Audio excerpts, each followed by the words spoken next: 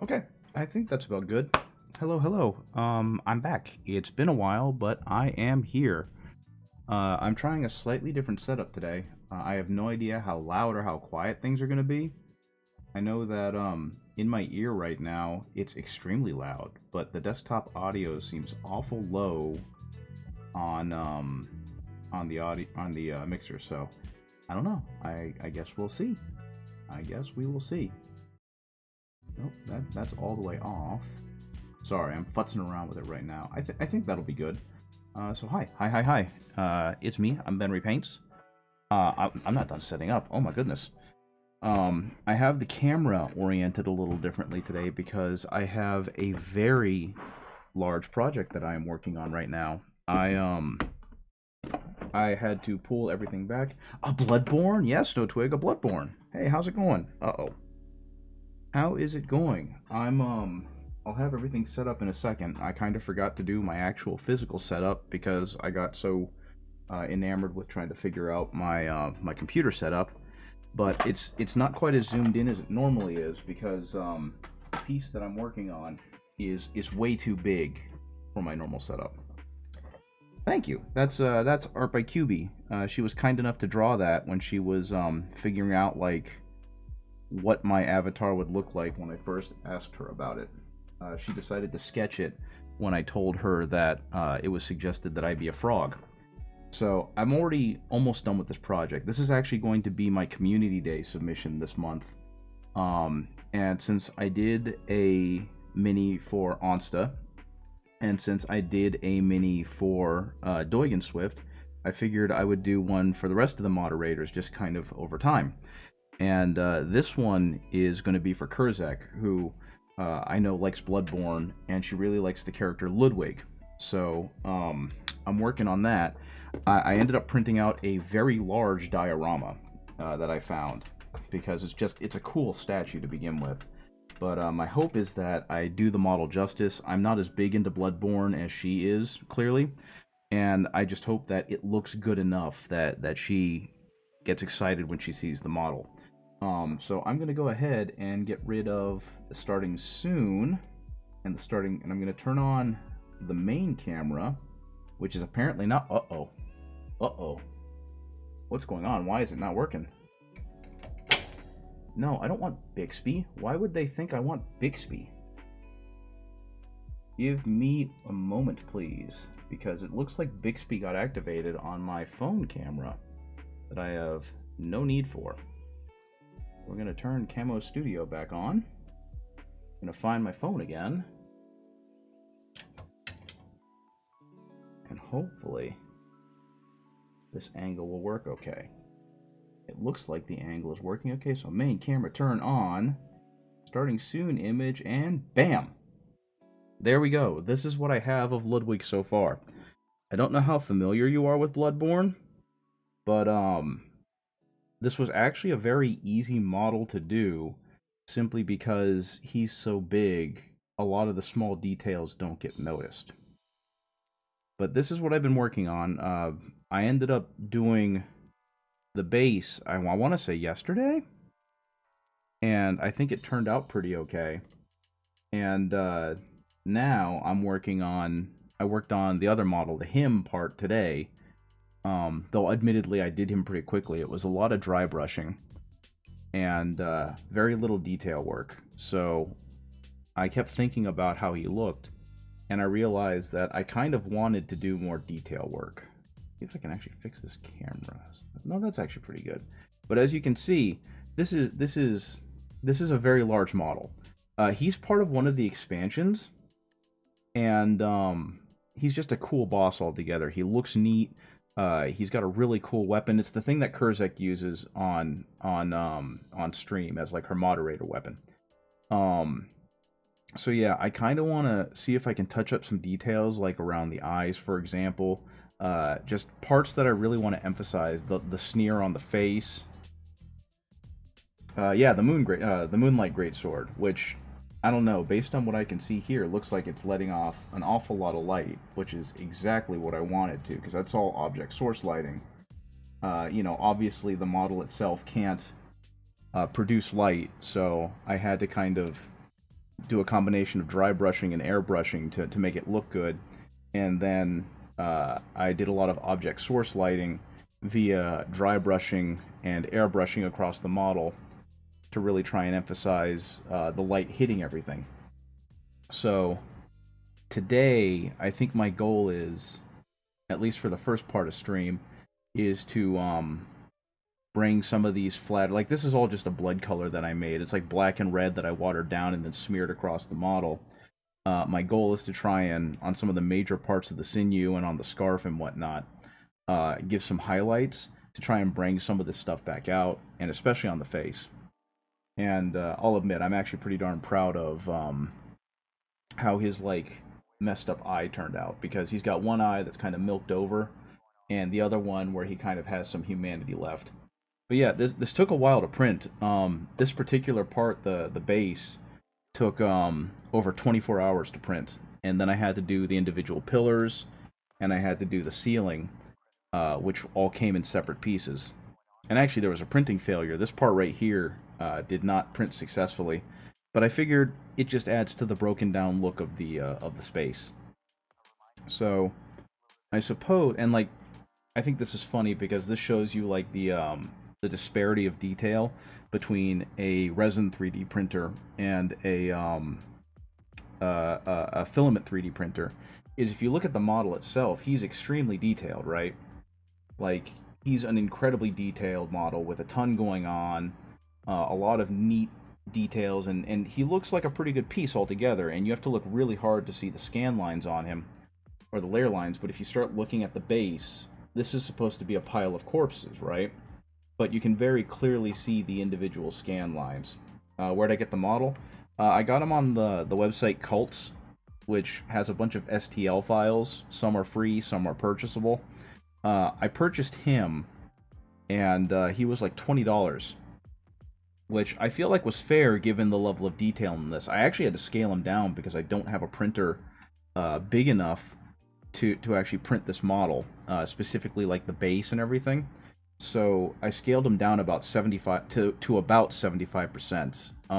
Altogether with the base and everything, he's supposed to be a foot and a half tall. I think 1.4 feet tall, and he's not quite there now, but he looks really neat, and I honestly think that's what matters.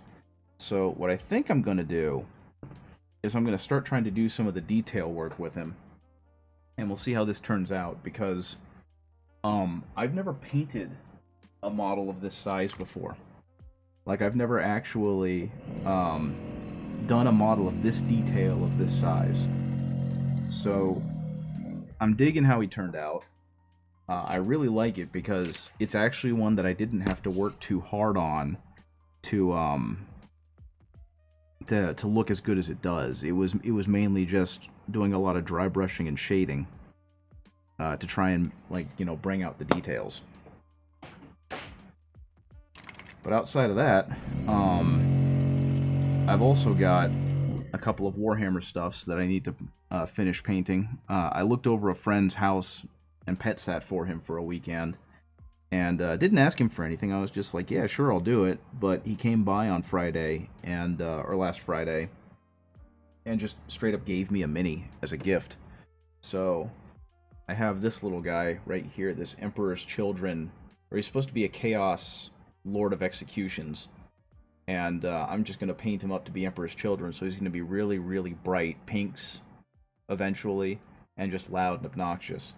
But to give you an idea of the size disparity, I mean, you can kind of see it. Like, okay, this is Ludwig right here, right? And this is the size of the models I normally paint. So you can see there's a pretty sizable difference in scale between what I normally do versus what I'm doing right now. And so we're going to see how this turns out, because most of what I'm doing... Hey, Darkvolt! Yeah, he's big. Like I was just telling Snowtwig, this is going to be my Community Day entry this week, or this month. I'm trying to do this. I'm trying to do like one mini for each of the moderators, and this one is for Kurzak because I already did one for Onsta, and I already did one for Swift and Doig, so I know that Kurzak really likes Bloodborne, and I found this model, and I was like, I got to do one for Kurzak. I need to finish putting together my paint. I'm a little overwhelmed by the size of the model, but I'm getting there. How are you doing, by the way? This is the first time I've streamed in a little while, so I'm a little rusty, but I'm working on it. To get this color, I mixed together a black and a red to make it into this kind of dark violet, and then I really watered it down so that all the muscle fibers and sinew would still show up.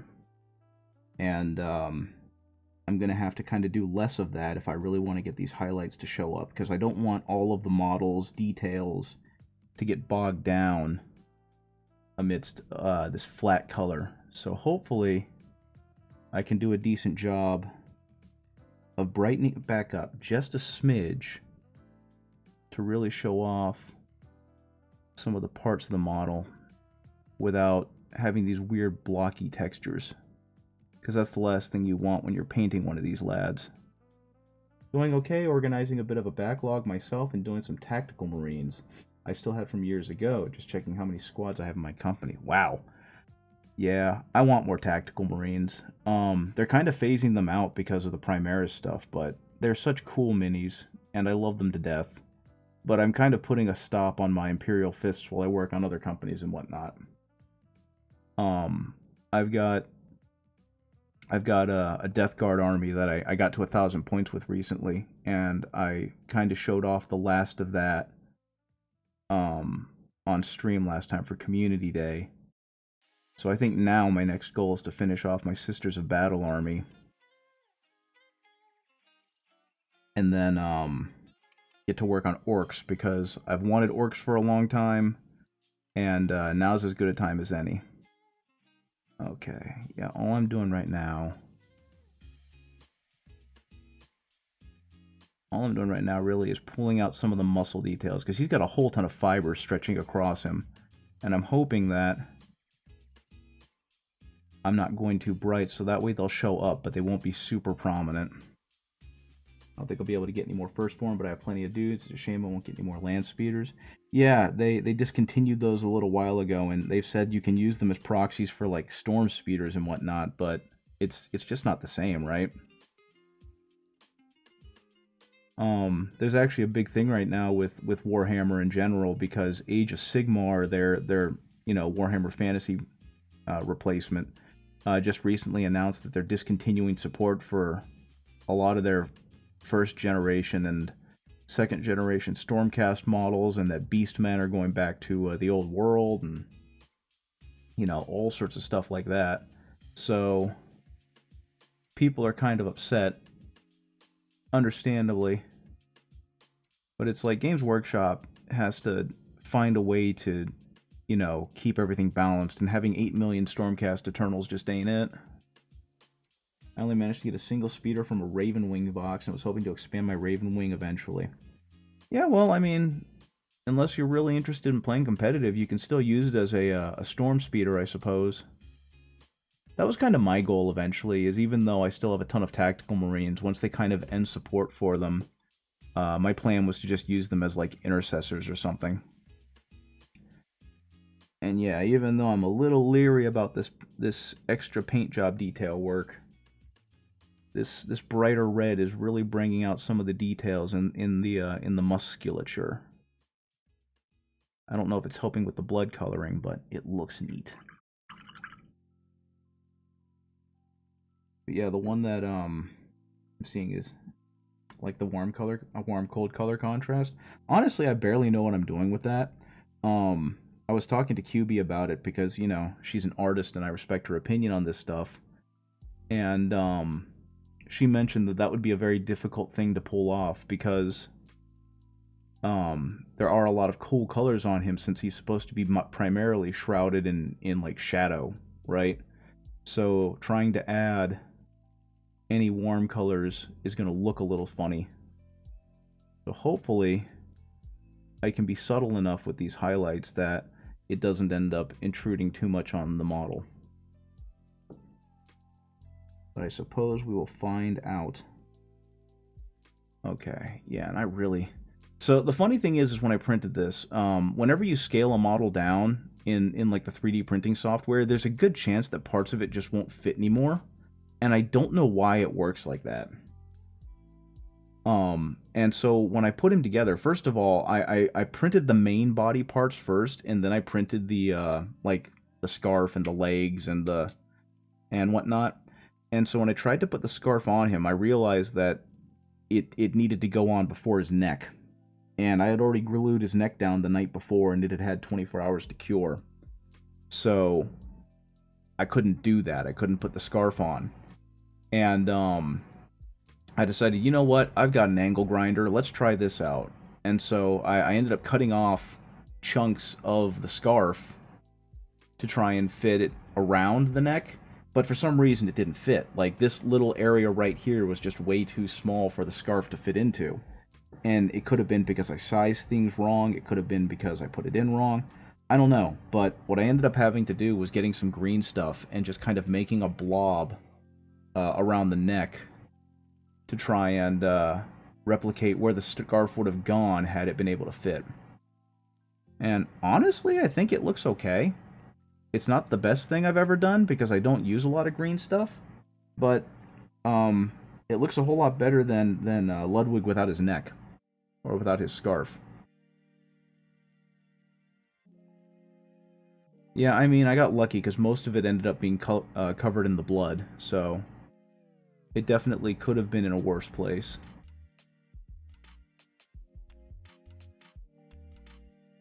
Okay, that color's just a little too dark. I need the red to highlight just a little higher. Now, one thing I do need to get better about is I'm really awful to my brushes. And so this one is really beaten up, and like, it's not that old, but it was very expensive, so I'm kind of loath to throw it away. Order of operation can be tricky without a manual. Exactly.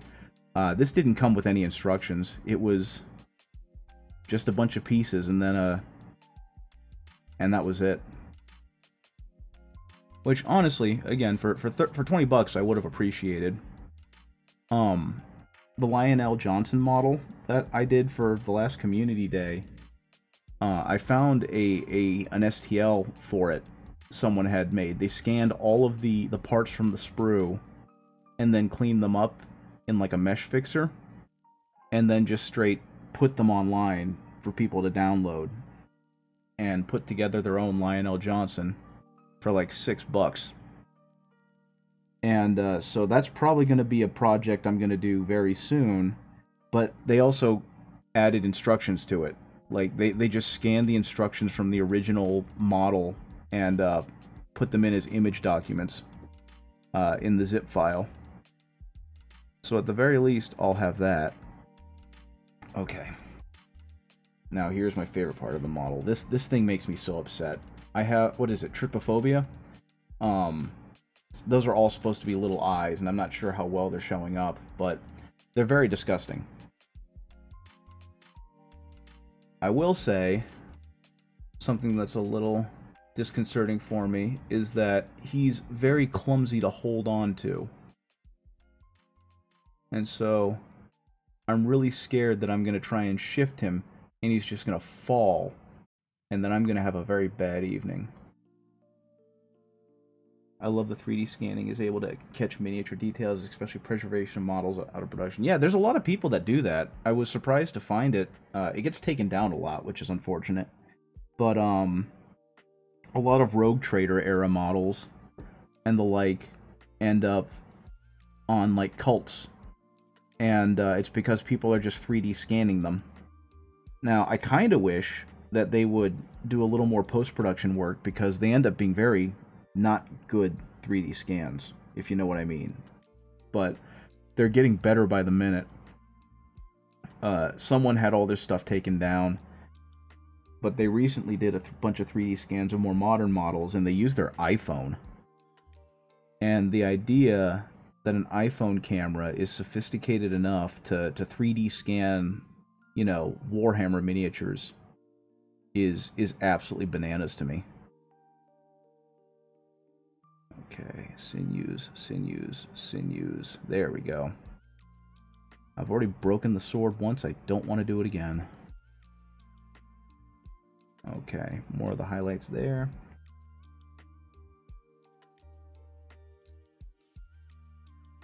But yeah, some of the parts on this didn't fit quite right, and that might have been my print settings. I might have it set so that it's over curing. It might be that things didn't scale well when everything was scaled down. But I ended up having to use a lot of green stuff on this model. Like every joint has these bands on them. That's my less than spectacular green stuffing. Trying to make the joints closed off so I didn't have huge gaps in the model. That would be really, really noticeable once it was painted.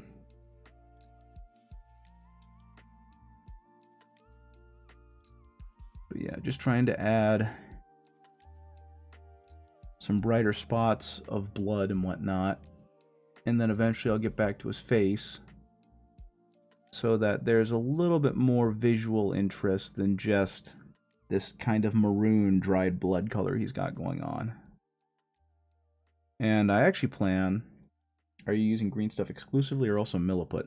I think it's all green stuff. No, wait, I take that back. I've got some milliput, but I don't really know the difference between the two because I haven't used either of them extensively. So I opened the green stuff because it was the stuff I was most familiar with, but I have a package of milliput actually sitting in a box behind me right now. So I suppose one day when I'm feeling squirrely enough, I'll go ahead and break open the milliput, and we'll see how that works. Okay, so there's a lot less blood on this side. Most of this has been covered up by the object source lighting of the sword. So I think what I'm going to do is I'm going to try and hit the scarf area back there with some more of this brighter red highlight, just to kind of give it a little bit of an edge highlight, which is going to look sloppy, but that's okay. It's blood. Blood doesn't have a very clean appearance anyway. And then, once I'm done with that, I can move to more important details like his face, and possibly trying to emulate the object source lighting colors to bring back some detail to those parts of his body. And we'll see how all of that looks. Now, what I'm kind of kicking myself about is that his eyes lost a lot of detail, and his face lost a lot of detail. You know, the most important part of the model, in most cases, is the face, because that's where people's eyes are drawn. So, hopefully, I'll be able to bring back some of the detail to that, and really make it, like, a central place of focus. Those are the words I'm looking for.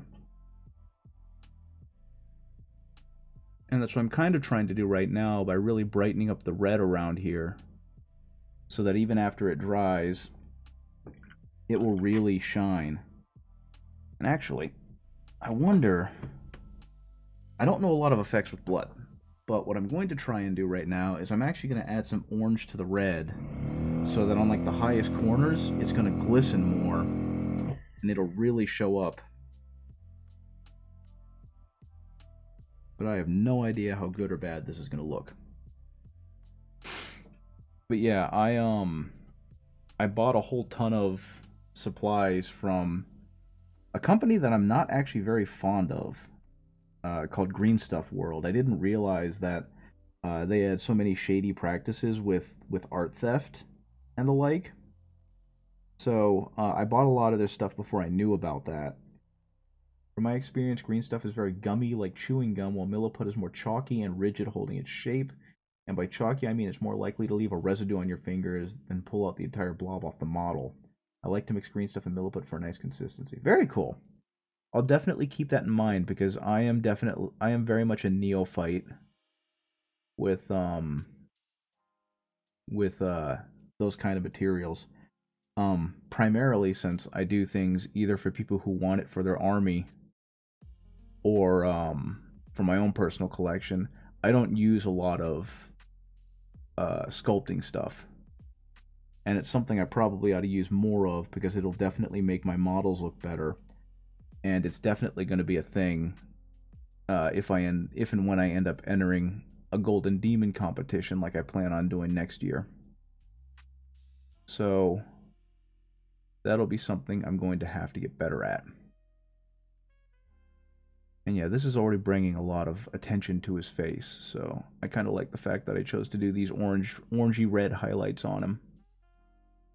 Because he's got so many fine details that it's easy to lose them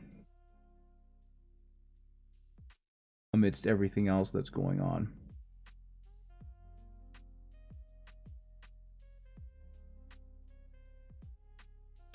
Good luck with a Golden Demon entry, something like that. Scary. Yeah, tell me about it. Uh, I just started painting.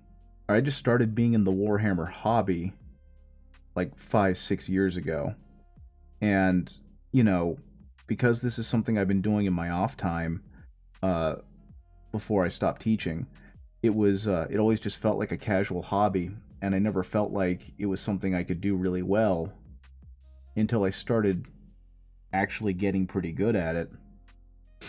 And it's like, well, at this point, I know I'm not Vince Venturella or Richard Gray or whatever, but at this point, I probably ought to actually test myself and actually enter something big.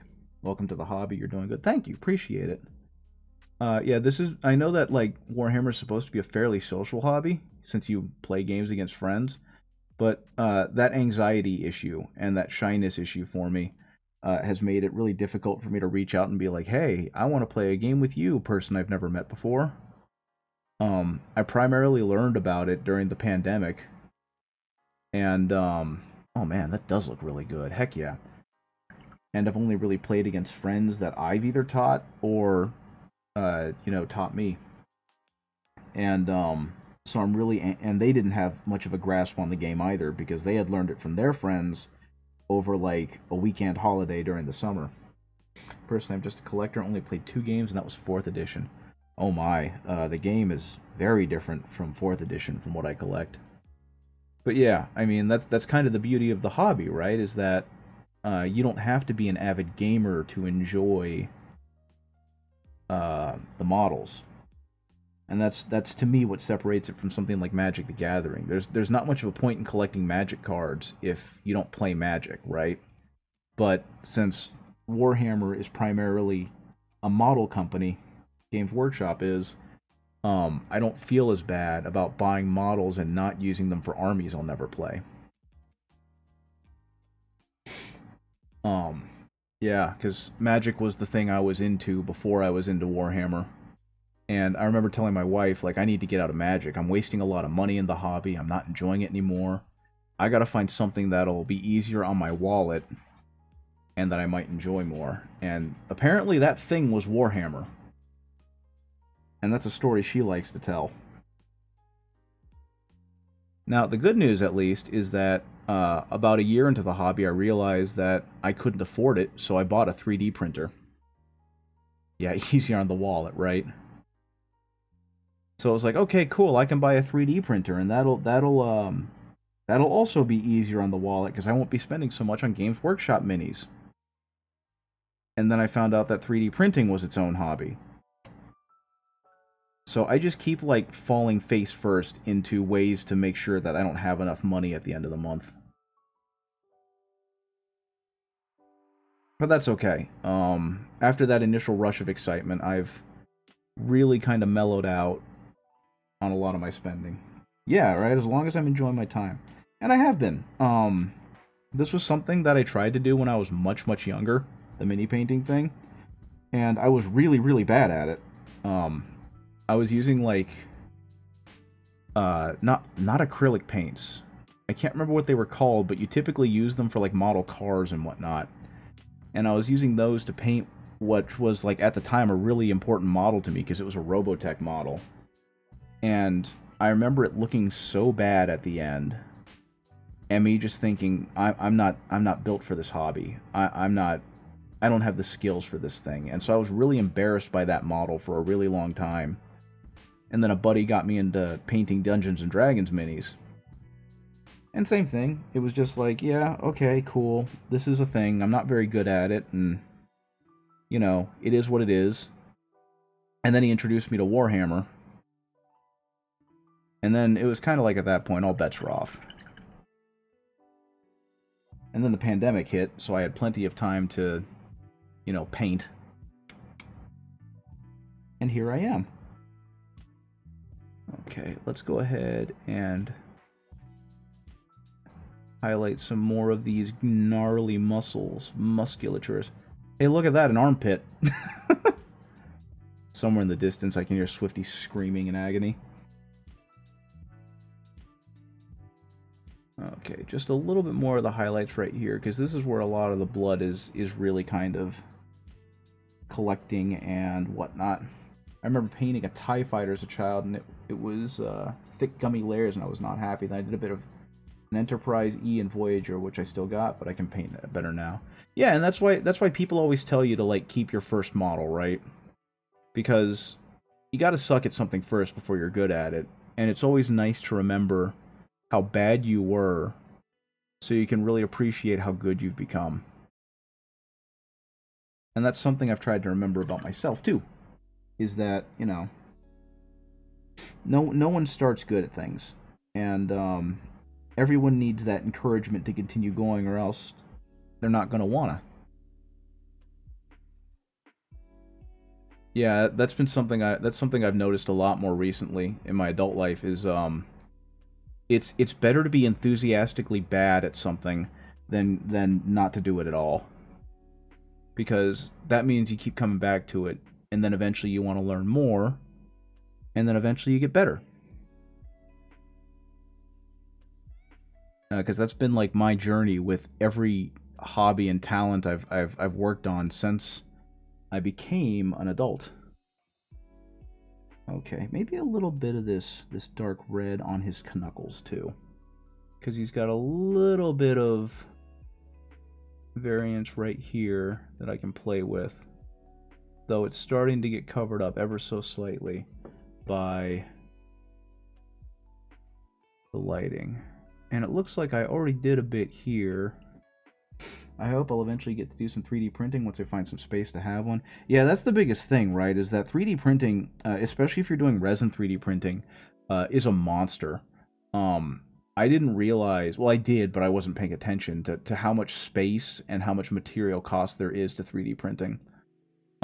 If you're doing resin, you need the wash and cure station. You need to have a place to rinse your resin. You can't have it in like a living space because of the toxic fumes.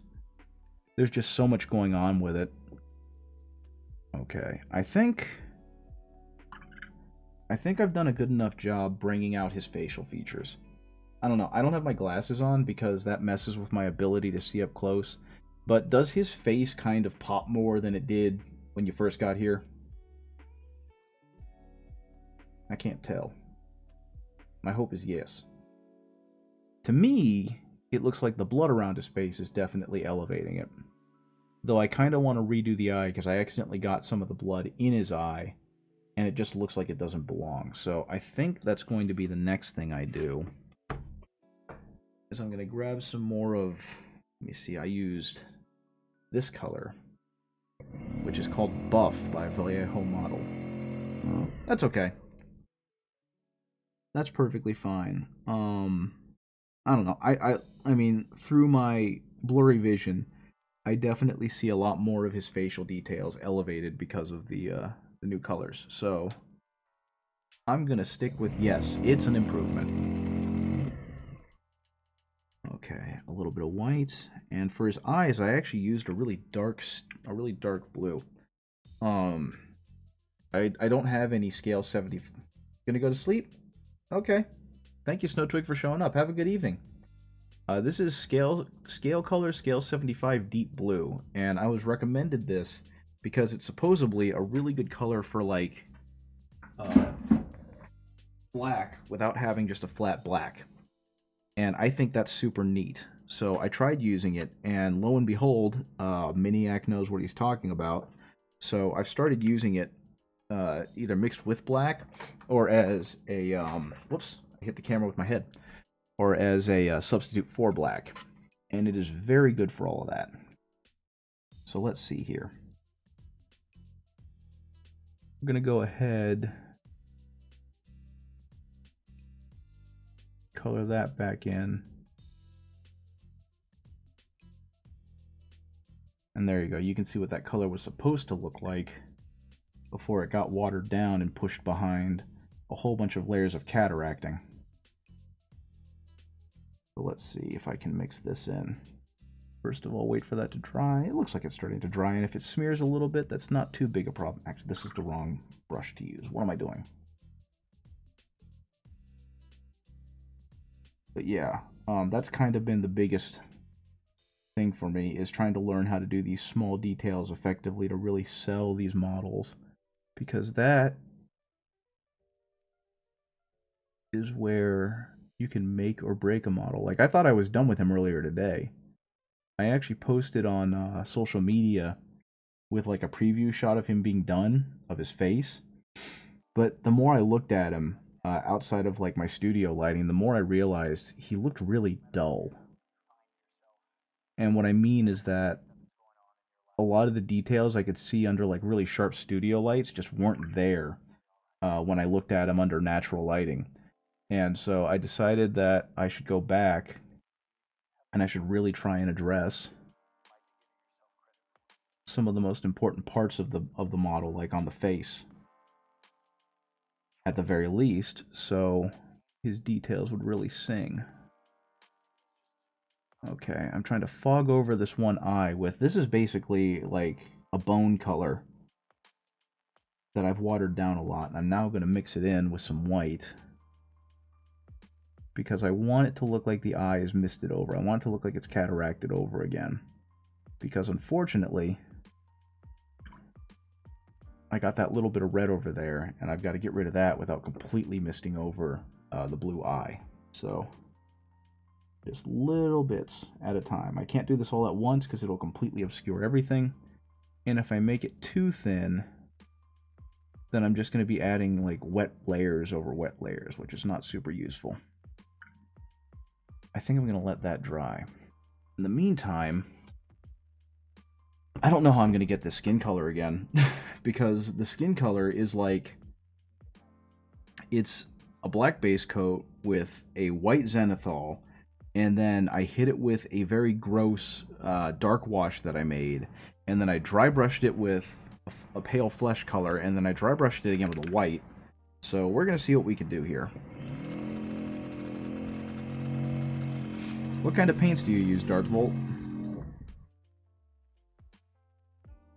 Because I know a lot of people tend to use Army Painter or Citadel, and that's kind of where they stop in their painting journey.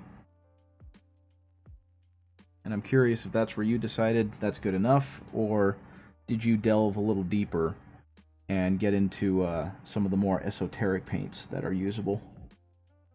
I think actually I'm going to mix this in here, see what that does for me.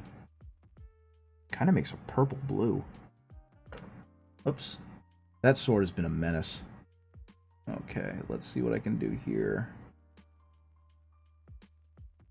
This is very quibbly little detail that I am now starting to futz in. I'm not even sure if this is going to show up. I think it'll actually probably show up real nicely in the close-up photo shots when I take them, because there's a lot of stuff going on here. Okay, let's go ahead and mix that back into the regular stuff.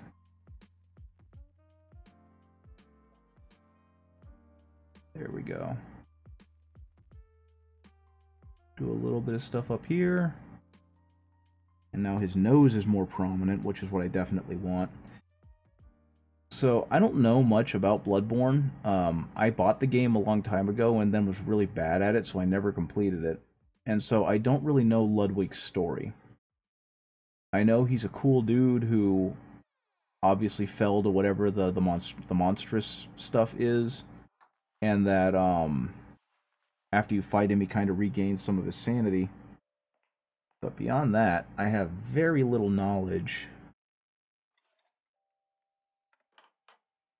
of Bloodborne and its lore.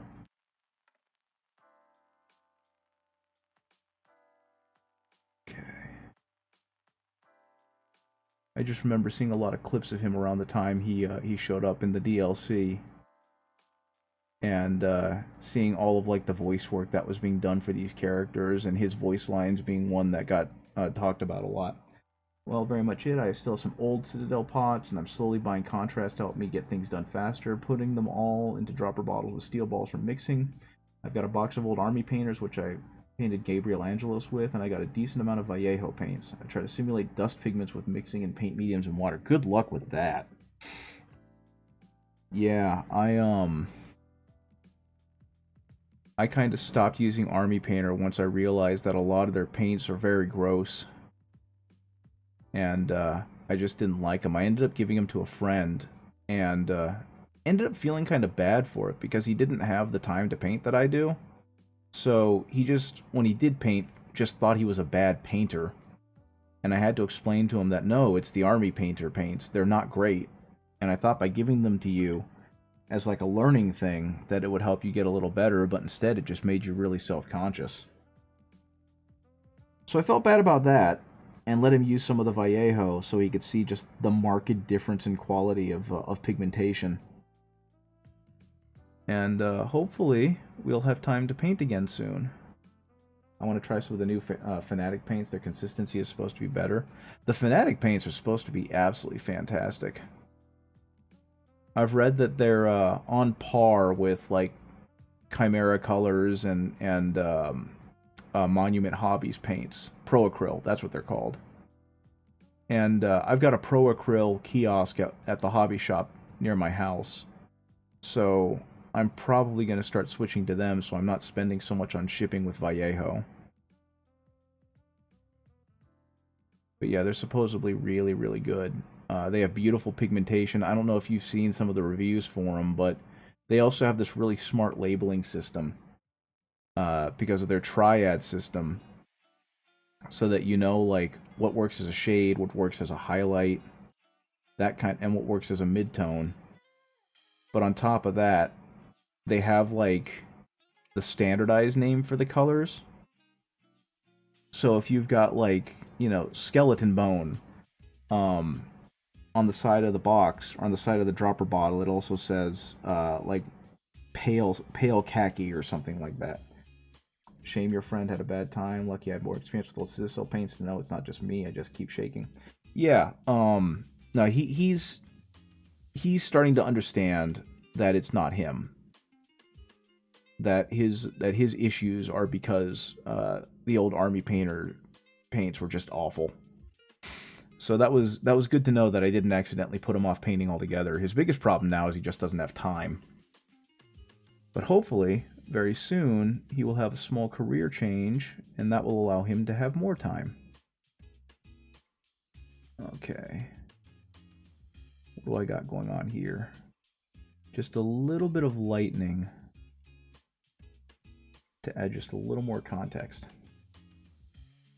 But yeah, no, he's got actually a fairly sizable army. One of his friends got out of the hobby because they decided they wanted to get into blacksmithing, which is a freaking cool hobby. And he ended up selling like all of his Space Marines and all of his Orcs and all of his Death Guard to my buddy, myself, and another friend for an incredibly low price. What got me into painting with joy was hanging out with friends and painting together. Also, Orcs are very forgiving. That is true. Orcs are amazing for that. And I gotta say, the new Death Guard models are too. You have a lot of wiggle room with the new Death Guard models.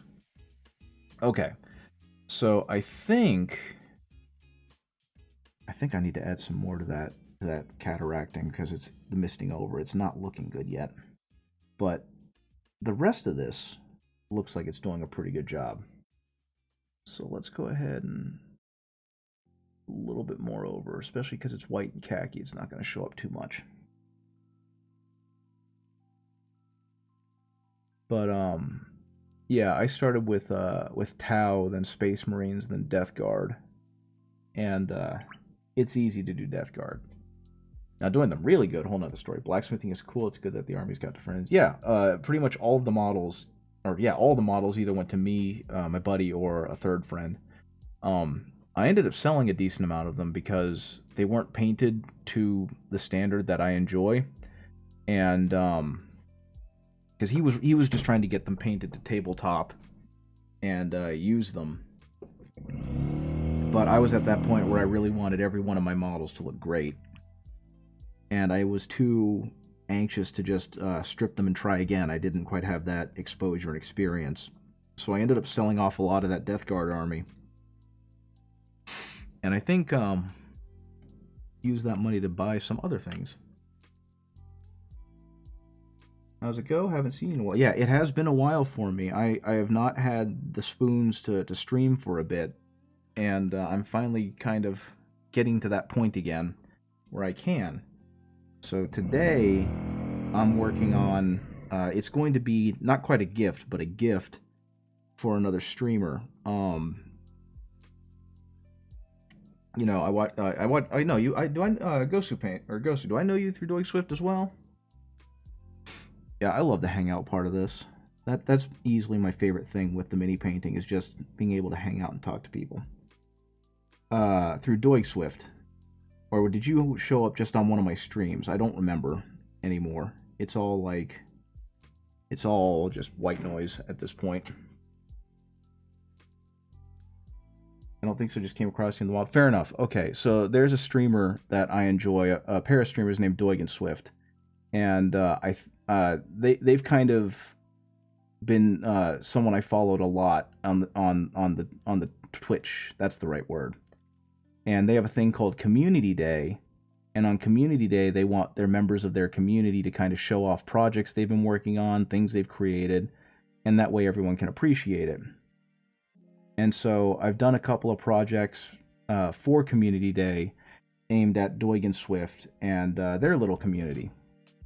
Like, I made a mini for one of their moderators / friends named Onsta, who has her own really funny Twitch channel. And I made one for Doig and Swift. And so I decided I was going to do another one for some of the other moderators. And this one is for one who's a huge Bloodborne fan. Hey Atsu, how's it going? I am having a minor stress because this is a big model and I don't want to ruin it. And I'm trying to do a whole bunch of detail work. Doig and Swift are an animation duo, but the Community Day can be anything and it's fun. That is true. That's why I enjoy it so much. Okay, so got to do a little bit more of the highlights. Thank you, I appreciate it. Yeah, the model definitely does look good. I think it'll take something pretty egregious for me to screw this up. Community makes painting so much better. It wouldn't be where I am with painting if I wasn't part of the community. Yeah, that is true. They're not mini painters. They do other really cool things. You got this, believe in the heart of the cards and all that. I'm going to do my best. Monument Hobbies does a really cool monthly challenge. I actually won one of them last year. Congratulations! I don't know enough about Monument Hobbies other than they make really good paints. I'm actually starting to move to their Pro Acryl line. If mistakes happen, you can fix it. Anything can be fixed. That is true. Everything is fixable. It's just a model. If it gets bad enough, just strip it and try again. Though, like I said, I'm doing such minor details right now. I'd have to really heck up to heck up. Pro Acryl's life. I have their entire line minus the 18 new paints. I'm working on it. I fell in love with Vallejo once I kind of moved away from Citadel, and unfortunately, I found out Vallejo was bought by like a venture capitalist capital company or whatever, and I'm kind of worried about their long-term sustainability.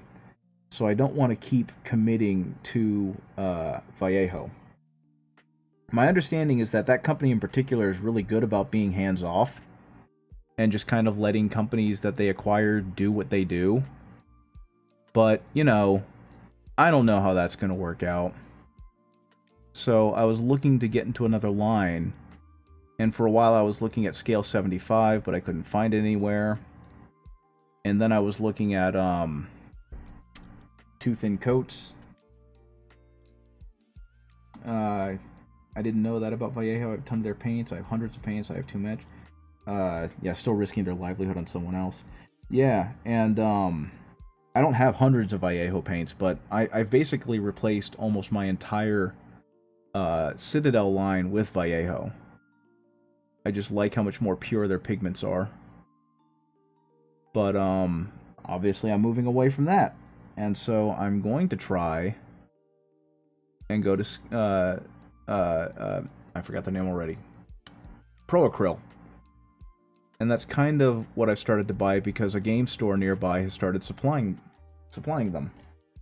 So that's been the goal. Is to start acquiring more Proacryl. The one thing I have heard about Proacryl that's incredibly encouraging is that their titanium white is second to none as like the best white paint for miniature painters. And actually, I'm starting to run low on my white paint. Proacryl is great because it's American made. They have 22mm bottles, which is almost twice as much as GW. Yeah, and for about half the price too, or about the same price. Well, the good news is that I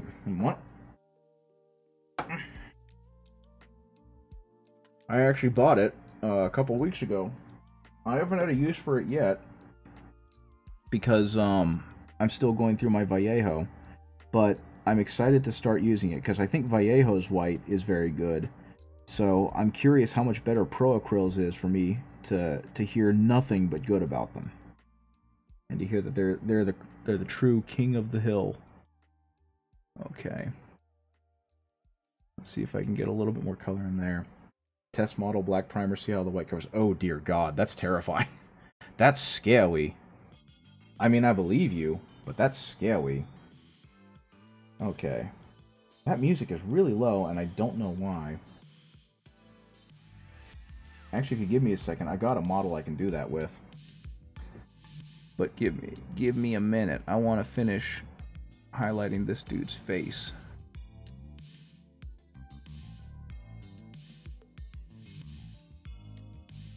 Yeah, I can't remember who it was. I got plenty of Tyranids from the Leviathan set that will suffer a test like that. Yeah, I've already painted mine. I got the Leviathan set shortly after it came out, and was pretty jazzed about that. I actually ended up buying two because I was afraid it was going to have the same short staffing issues. Oh my God, what is going on with the sound mixing? This is so loud in my ears. And I ended up giving one set of the Tyranids to a friend because he wanted to start a Tyranid army. And for the second one, I was just like, fuck it, I'll keep it. And I ended up selling the second half of Space Marines. But I don't know if either of you play Magic the Gathering, but they have a race of creatures called Phyrexians. And a couple years ago, the Phyrexians came back as a big plot point, like a big invasion, big bad. And they were led by a Praetor who was white color aligned named Elish Norn. And so a lot of them had this like white ceramic plate armor looking deal with like red sinewy bits underneath. So I painted them to look like that. One moment, please. This is actually hurting my ear. Oh, that's why, because it was at 100. I'm gonna turn that up. Turn that back down. Okay, and the desktop audio is now explosively loud, so we're turning that way down again. Is the desktop audio okay? Because I realized that when I put in my Bluetooth headphones, it apparently caused all of the audio mixing to go crazy. So I'm sorry if that hurt your guys' ears. Yeah, it is a striking color choice. That's kind of why I liked it. It was really, really bold, and it made them look like, you know, legitimately scary, which was entirely what I was going for. And so I still haven't based them yet because I kind of gave up once I finished painting them all because I kind of got tired of doing so.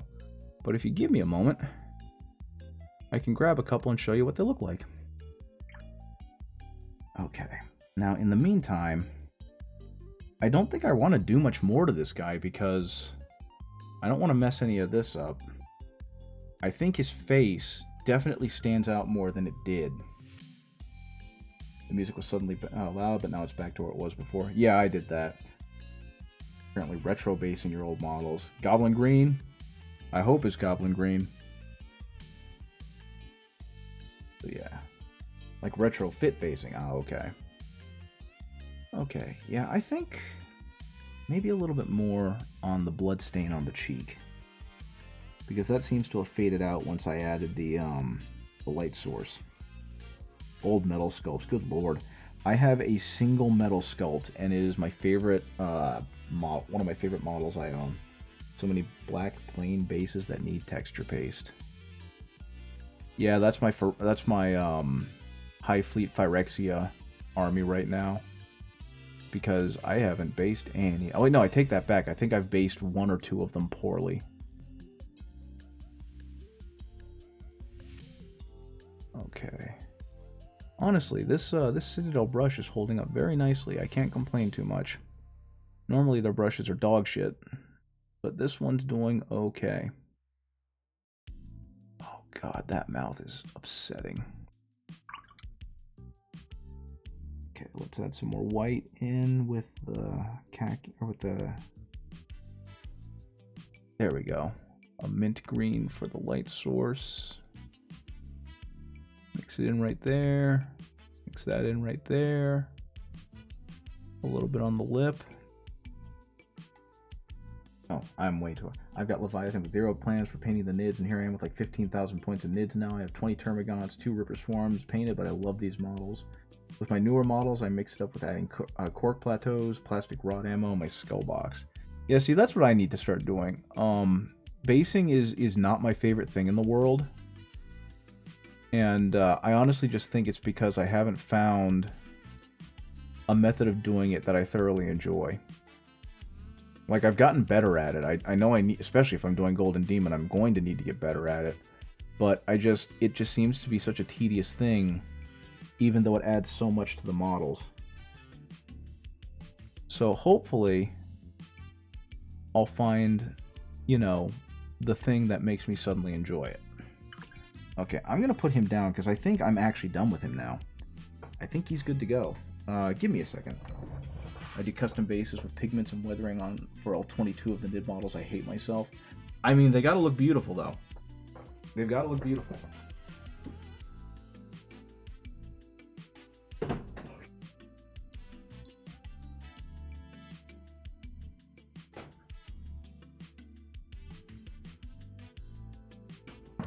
Yeah, like here's my Psychophage. This is the closest one that I have to done. And so he's got like the ceramic looking white plate armor. And then he's got the red, you know, underskeleton stuff. Under stuff. And obviously I didn't put anywhere near as much effort into him as I have my other models. That ceramic white is dope. It's a lot of dry brushing. I think my favorite thing about this model is that I always ask people when they first see it, what do you think I spent the most time on, details-wise or effort-wise, on this model? I experiment with making a small diorama for one of my Deathwing, painted him growing from the same outside like the rest, into a dark facility, changing the armor hue from modern Deathwing to old school Space Hulk. That's awesome. The colors look good on the bug, thank you. It's a gray dry brushed up to a lighter gray brushed up to a white. But yeah, what do you think I worked the most on in this model? What part of this model do you think I spent the most time on?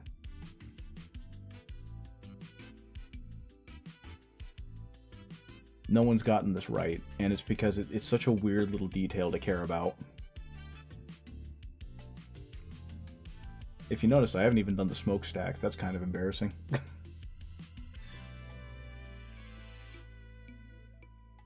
The marine arm? Yeah, you got it. Good job. You were the first one. I worked really hard to try and get this Space Wolf looking, or this arm to look like a Space Wolf arm, because I got a buddy that plays Space Wolves, and I gave him a bunch of bits for his Chaos Marines, and he painted them all Imperial Fists just to mess with me. And since I play Imperial Fists, I was like, I gotta get you back. And so I tried my best to make this look like, you know, that baby blue, sky blue ceramic that they got going on. Dismembered Friends armies are fun, aren't they, though? Yeah, I definitely tried to make that arm look as good as possible, and it turned out pretty okay. Okay, I'm done with that.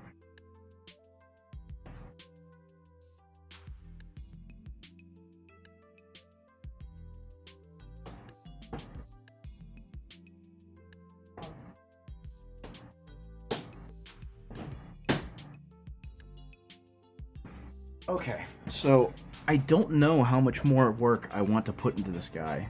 I don't have my glasses, and I'm obviously under special lighting, but I think he's legitimately about done. Like a collaborative narrative and a nice excuse to paint different paint schemes. Exactly. That's why I love it. It's that thing where I feel like I have an ongoing campaign instead of just playing out scenarios that Games Workshop wants to give me. I accidentally got a decent amount of humanity out of that eye, but that's okay. But yeah, I think he's actually officially done. I'm going to, spray seal him, and then I'm going to take some more photos of him. But I think he's good to go. I think I did a good enough job with him that I can say he's done. But that means I need to put him somewhere safe so he doesn't fall.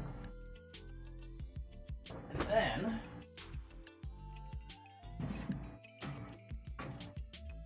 I can get to work on a completely different model. Thank you. That took far less time than I was expecting. I think altogether I've spent about, 3 hours on the big guy and like 2 hours on the base. That was not a lot of work for me. I think though, this little lad is next. Oh, this little guy. Let me see. I think I can zoom in my camera so that you guys have a better shot of him. Did that work? Yeah, that worked pretty okay. All of the black parts are going to be a non-metallic metal. Those are going to be silver eventually. And like I said, the rest of this armor, isn't he pretty? I know, right? He's eventually going to be an Emperor's Children, even though they don't have a Master of Executions or Lord of Executions.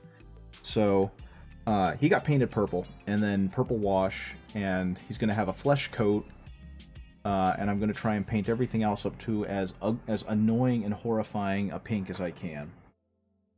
Which is going to be a challenge for me, because I don't normally paint pink, and I don't know how. So I guess we're going to find out together. Actually, I don't think I'm going to go with that one. I think what I want to do is go with Screamer Pink, which does not look like a pink to me at all. But we're going to start with a darker Screamer Pink and work our way up to a bright pink. And then up to, yes, it is definitely time for experimentation. Normally I have a palette cam set up, but I didn't know how long Ludwig was going to take, so I didn't bother setting up my palette cam. My eventual goal is to have a stream set up similar to Doig and Swift, but that's not going to happen for a while. My patience and my tolerance level for learning Blender, let alone Unity, is very low. I will get there eventually, but now is not the time. Okay, let's see, where can I go with this? I think it's just, oh man, I've got to refigure out how I do my brush stuff. Very light out of the dark. Yeah, right, take it out my span. There's no rush, right? No one's paying me to do it. But my hope is that eventually I can kind of have, like, my little dude fully running around in a 3D environment. And when I actually sit down to paint, yeah, yet another hobby, right? I can have, like, a magnifier screen popped up, and that's where the human hands can come in. And that's where you can actually see me painting, as opposed to it being full screen right now. But what I've got going on works okay. Okay, a little bit in there.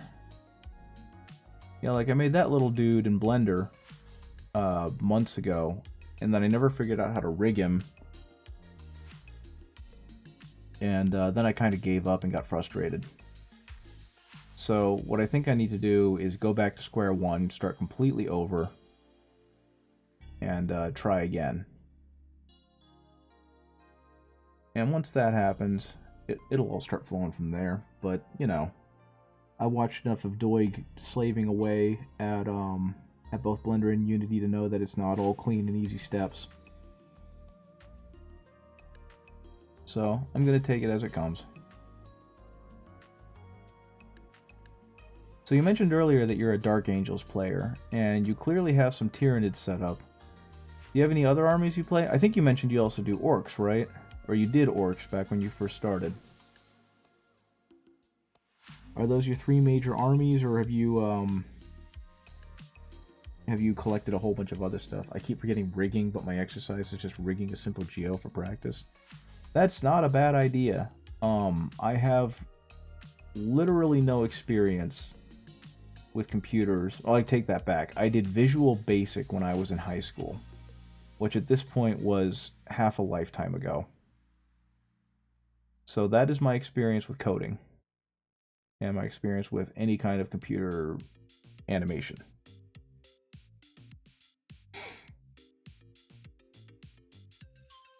And it's been interesting working with a program like Blender, which is so clearly robust. Okay, mix that in a little bit better. Get the moisture out. Pull that a little more to blur the boundary a bit, and that will be good. But yeah, that's the other thing. I don't know anything about animation. I don't know much about anything with this. I'm completely new to it, and at some point, I'll eventually have that moment of like, yeah, I want to do this again. But right now, it's just very low on my priority list. What I'm really trying to do is see if I can get more commission work, because that's kind of how I enjoy getting introduced to new paint schemes and more variety, is having people pay me to paint for them. That's where I have fun.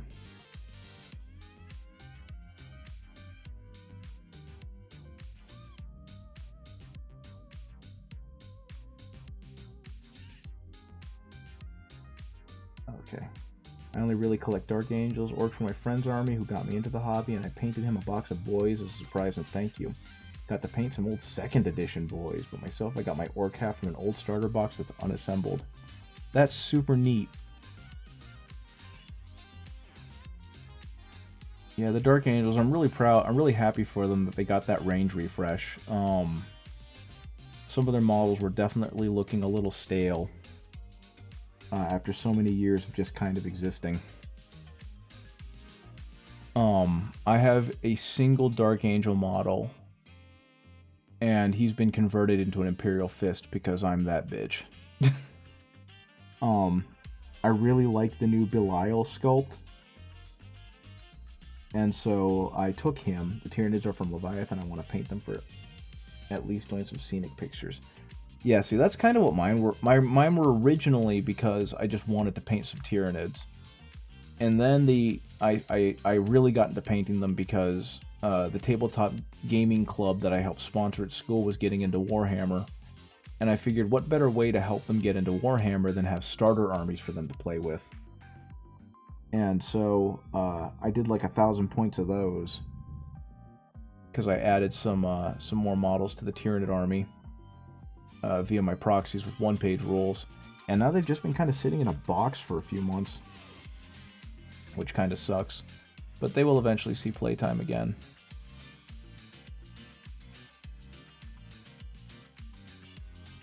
Okay. But yeah, no, I took the new Belial, and in that like freaking awesome Terminator armor with that amazing pose, and I kit bashed a whole bunch of stuff. I 3D printed him some new symbolism, and gave him Imperial Fist colors and all that stuff. So he is now my current chapter master for my Imperial Fists army. And that was kind of the last big thing I painted. Yeah, I got the new Dark Angel leaders, but I want to hold off painting them until I get more of the troops done. I scratch built my older HQs because I didn't want to have those metal models back in the day. And that's absolutely fair, because like we just talked about, the metal models are quite a bit.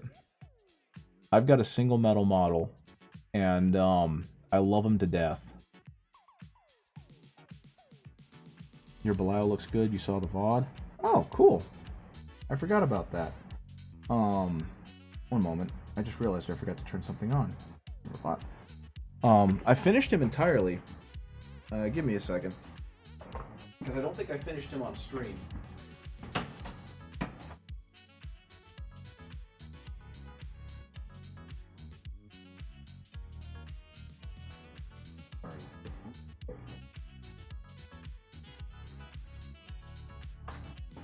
Yeah, that's right. I did not finish the Belial on stream. You missed pre-10th. Understandable. Did you play it a little bit Motorhead and not like it?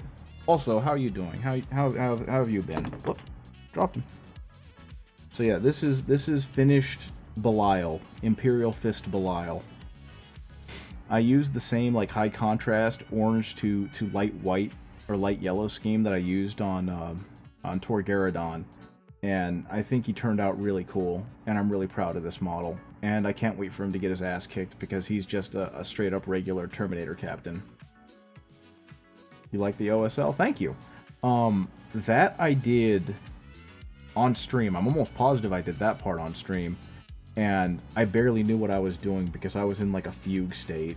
So, I don't remember how I did this at all. It does look pretty good though, don't it? It's a lot of dry brushing. I don't know how to do OSL any other way. But yeah, I like this model. I can't wait to play with him at some point. I also, completely off stream, finished this guy. Just because I really like Stiltman. This one was a lot of fun to paint, and I loved it so much that I'm going to 3D print 2 more. I know, right? The lad! My favorite thing has been that, I don't know if you know Soundgarden at all. Could one-shot Magnus. Yeah, they definitely made the Primarchs a lot weaker. They made everyone a lot more vulnerable in 10th edition. MOE had dev wounds on a 6-year-old more. Yeah, MOE, I don't know what that is. I probably should, though. But yeah, this one was a lot of fun to paint, and I'm going to get 2 more that I'm going to 3D print, and... Oh, that was the mini I had? I did not know that. Like I said, I don't know what his actual rules are. Oh, Master of Executions, that's right, this guy. Okay, yeah, I don't know much about him. It was a gift from a friend for house sitting for him for a little while. So, I'm just kind of painting him up. I hope he serves me well, because he's going in an Emperor's Children army that is going to be very melee-focused. So the hope is that he does a really good job being a leader of a melee unit. And I get to do all sorts of dirty, scrungly things with him. Because that's the other thing I'm waiting for. I'm waiting for the Emperor's Children release that'll probably be happening sometime next year. Like, there were rumors that they were going to be the summer release, but those rumors were kind of quashed when people realized that they weren't going to set up the Emperor's Children faction at the same time that they're setting up Age of Sigmar 4th edition, or whatever they're calling it. So I collect Dark Angels from pretty much every wing. Green troops, I get double Deathwing now with the Primaris boys, a bunch of unfinished Raven Wing, collecting Horus Heresy for Classic first, and they can proxy for the Fallen. Yeah, jeez. The reintroduction of Horus Heresy has made me so happy, because that's where most of my literature reading came from. He had at one point up to 25 plus wounds given in one combat phase. Good lord. I feel like the rules might have been misinterpreted for him to have that many. Either that, or you stacked a whole bunch of nasty buffs on him. Again, I don't know. I haven't played a lot of 10th edition. I'm kind of moving away from 10th edition, honestly, because... I watched a video from Goobertown Hobbies that really articulated and crystallized everything that I don't like about 40k in terms of gameplay. And that's that it really feels like most of the game is resolved in the dice pool, and including stuff that you're never going to need to know about because it's only important for the other person's army. And to me, that's just incredibly frustrating to play against when I only get to play the game like twice a year. Especially with how fast they've begun updating it. So I'm starting to move back towards one-page rules. which I remember distinctly having a lot more fun with in at the end of Ninth Edition than I ever did playing Ninth Edition. So hopefully, once I start playing one-page rules again with my friend group, we can start having a lot more fun with the game again. I want to get some new Epic Titan models and decided on doing Legio Tempestus. I like their vibe, but for Epic Knights, I don't know yet. I know very little about the knightly houses. I've completely forgotten about them. And they didn't get a whole lot of coverage in the specific Horus Heresy books I read. But yeah, that's something else. Another part of the hobby that I wish I could get into is like the knight houses and understanding the lore of the Imperial Knights. I think the closest I got the Chaos Knights box when it came out, just because I wanted the models and thought they were cool, and I painted them up to be very Death Guard, and then realized they were just sitting in a plastic box doing nothing, so I sold them. Probably for way under price, but you know, I used that money for things I wanted. Okay. I just spent way too much time layering that guy's codpiece on. Okay. But yeah, that's been the biggest draw towards Warhammer in particular. Is just I am a sucker for good lore, and I love the 40k lore. And it just makes me want to build armies. Like the iconic pictures they have of for publicity of all of the armies facing off in these big ass gun lines and battle lines and charging at each other. I just want to do that shit. I don't care if it actually works in game. That's what I want to do. And Pistis is blue, which is all I have no practice in. And for the knights, I want to do another color for variety, but it's difficult to find any that ally with Dark Angels and or Tempestus that are not traitor. Yeah, that's fair enough. I mean, I guess at that point you can create your own custom house and say that they're like a vassal house or whatever to one of the major ones.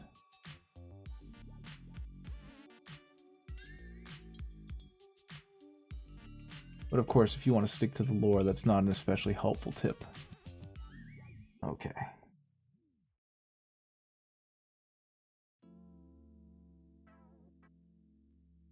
Now this is another guy that I'm probably going to try and zhuzh up and put on a cool base, because I know he came out more recently, but he just looks tiny.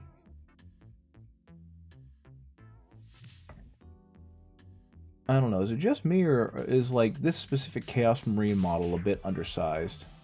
Because he looks small to me. Actually, I have an answer to that question. I have models behind me. One moment.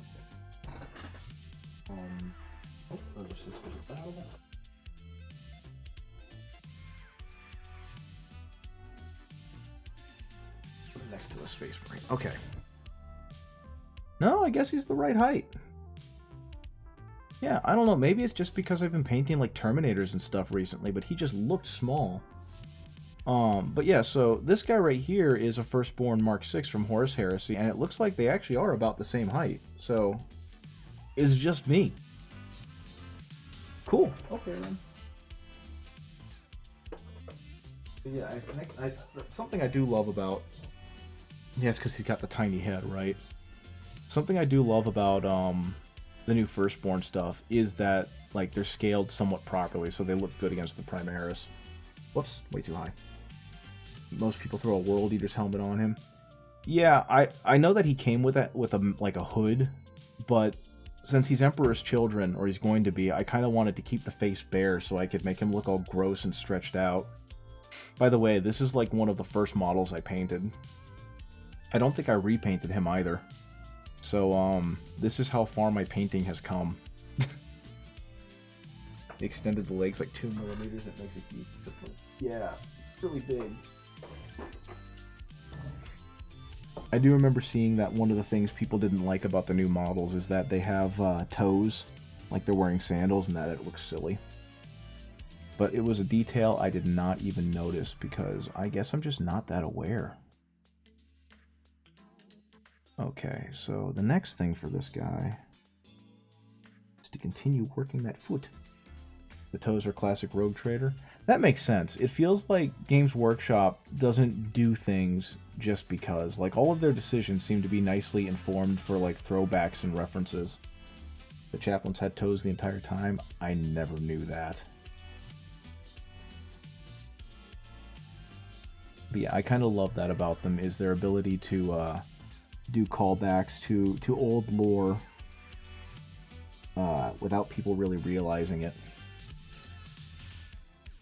It just it tells me it's a company that knows what they're doing. Okay. Speaking of toes,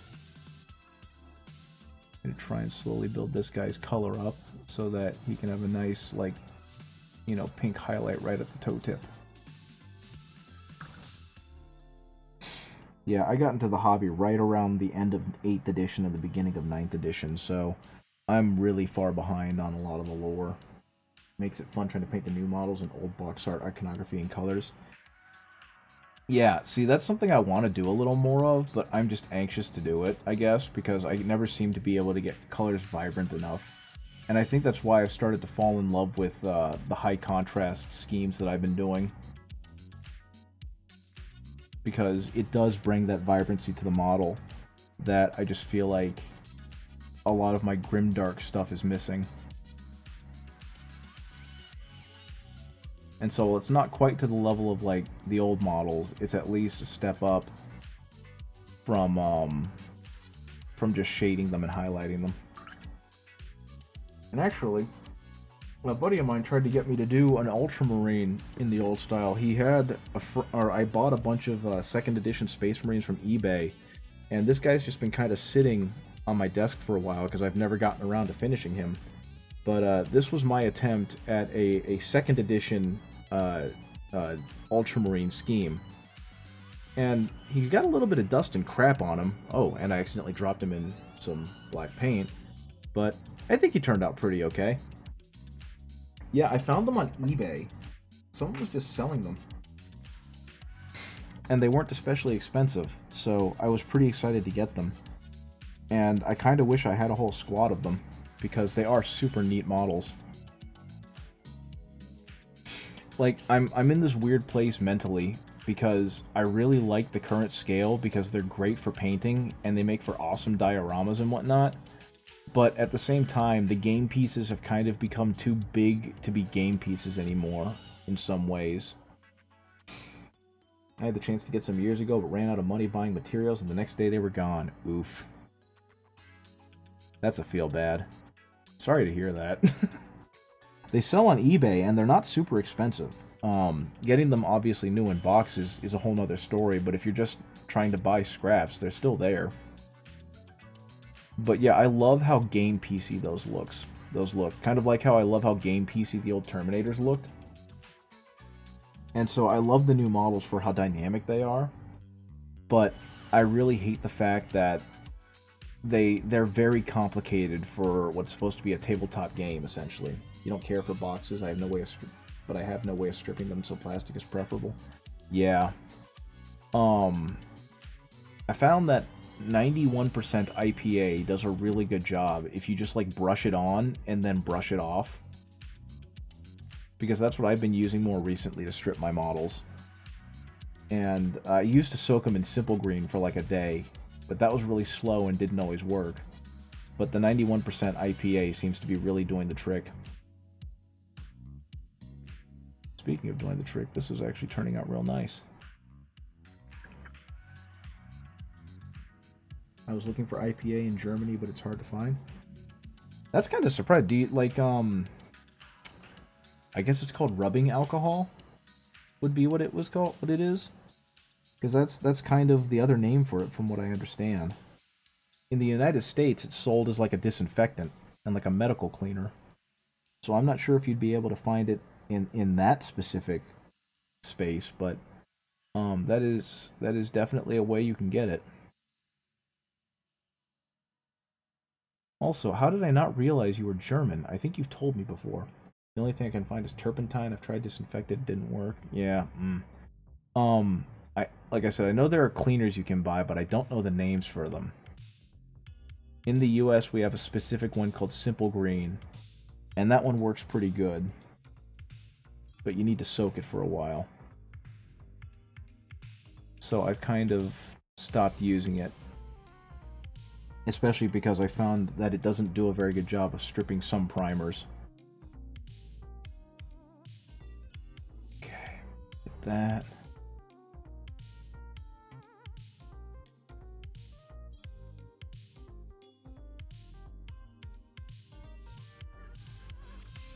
Okay.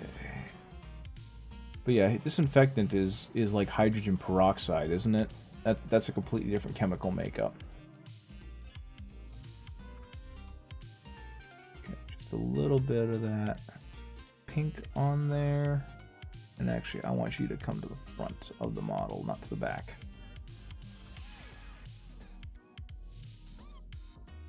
Same thing over here. I'm going to paint, I'm going to pull the paint towards the front of the model. There we go. Man, I hope this stuff looks good tomorrow because I'm not really seeing what I'm doing. Now, I think for the interior part of the leg, I don't need to go all the way up to that pink. I think I can stay down in like this weird screamer pink maroon color. And that should be good enough.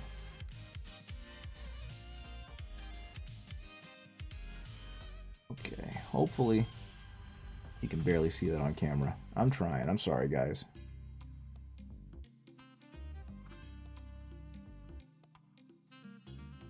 But yeah, that's something else that I found that I'm not overly fond of with Games Workshop and their Citadel line is that they have so many of the pigments are already so mixed that when you try and mix them with other pigments, they end up just being like gray, which is not good. The light has a hard time reaching in there. The hue shifts with that nice shade. Thank you. I'm trying. I think I mentioned it before. I have like no artistic background, so this is all really kind of me learning on the fly and by watching way too many YouTube videos. There we go. And that should be good. That should be good. Eventually I'll have to go back over that stuff with like a flesh tone, but that'll be for another day. In the meantime, just get the rest of this into a nice rich pink that can be made brighter.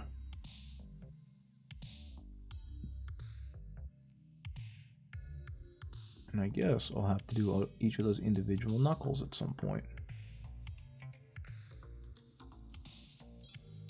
Speaking of knuckles, I don't know if anyone in here is a pro wrestling fan. I happen to be one from long ago, and as I've gotten older, I've appreciated more of the performance side of the spectacle. And I do have an advantage coming from an art background, pen control, and color theory. Yeah, QB's the same way. She doesn't have the same kind of standard or the same kind of habits as I do with painting because she likes big solid colors. But her vision and her brush control is like stupid good. Which I expected, you know, given that she has an art degree. And I tend to rely on her a lot and ask her a lot of questions about color theory because that's what she specialized in. But I've seen her with like severely inferior brushes and inferior lighting just do some really crazy details that I would not have been able to do without, you know, this studio lighting I got above me. So it's just like, I am so impressed with you people.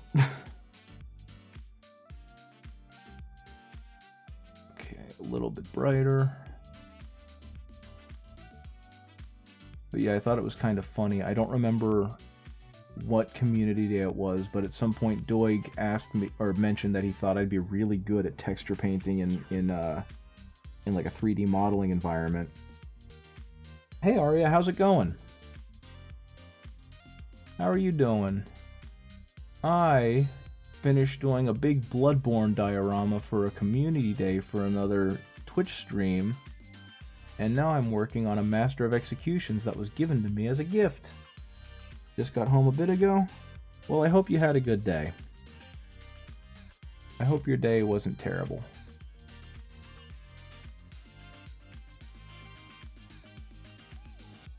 can I do here to blend this together a little better? I can do that to blend it together a little better. Mirror painting and the on-model 3D painting is very similar, I found, when using ZBrush. I acquired ZBrush and then immediately switched computers because I upgraded, so I never got to use it. But all I have for my computer is a trackball mouse.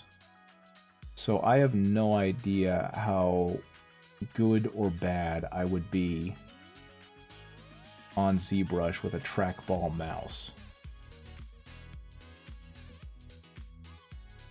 You should still have your Z. Oh, I didn't buy it. I did not properly purchase the ZBrush. I acquired ZBrush. I'm being very careful with my terminology here. I no longer have possession of my acquisition of ZBrush. That got deleted and wiped with my old computer. But I was excited to give it a shot because I was starting to hit a wall with Blender. And then I found this really good deal on a gaming laptop. And I was like, I'm getting that instead. And so that's what I have now. But yeah, Aria, since you weren't here for the first half, I was working... I don't know if you've played Bloodborne at all. Have you played Bloodborne? Have you done a Bloodborne? They do have a 40-day free trial, or at least last time I checked before Red Planet acquired them. They probably still do, but I've been... Okay. So there's... I don't know if I really want to deal with the free trial stuff, but I don't know. I'll eventually work my way around to getting my hands on ZBrush again and give it a shot. So Bloodborne is made by the people who made Dark Souls and Demon Souls and that stuff, which is all great and cool. But the thing about it is that it is really freaking cool bosses. And one of the bosses is like a monstrosity named Ludwig, who used to be a holy knight, but he fell to the corruption and is now this nasty, like, horse monster monstrosity. But he has a really cool sword called the Moonlight Blade. And in the first half of the fight, he's completely feral and just howling and screaming and swinging, but after you take him to about half health, he collapses, and he finds the Moonlight Blade, and he starts speaking and has some recollection of who he is, and then you have to fight him as he's using the Moonlight Blade. So it's a really cool fight, it's great, all that fun stuff, and a moderator for Doig Swift is like a really big fan, and I figured I was going to do like a mini for each of the moderators for things that they enjoy. And I already did one for one of the moderators. I did one for the channel hosts. He's remembering who he was in the past, and the entire fight changes. Yeah, it's so good. I love the storytelling in Dark Souls and Bloodborne and those kind of games. I'm not very good at them, but I'm watching Jacob and Julia play through Bloodborne right now, or through Dark Souls right now, via their Secret Sleepover Society stuff, and it's making me really want to download Elden Ring. But regardless, one of the moderators on Doig Swift's channel really likes Ludwig, and so I decided for this community day, at the end of April, I was going to print out a Ludwig and paint it up to show it off. And the only one I found was like a 1.5 foot tall diorama. And I shrank it down a little bit, but I finally finished painting it today.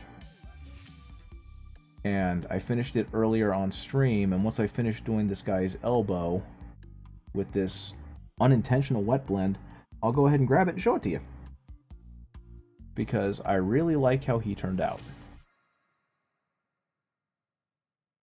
Actually, I've got a quick question. Do you have any kind of, like, hang-ups about eyes? Do eyes bother you? Especially when there's a whole ton of them? What is it, trypophobia? Okay, cool. He's got an appendage that is just like a maw with eyes in it, so if you have trypophobia or something, it can really mess you up. Okay, this lad is going to go right here for a second, and I'm going to go grab him.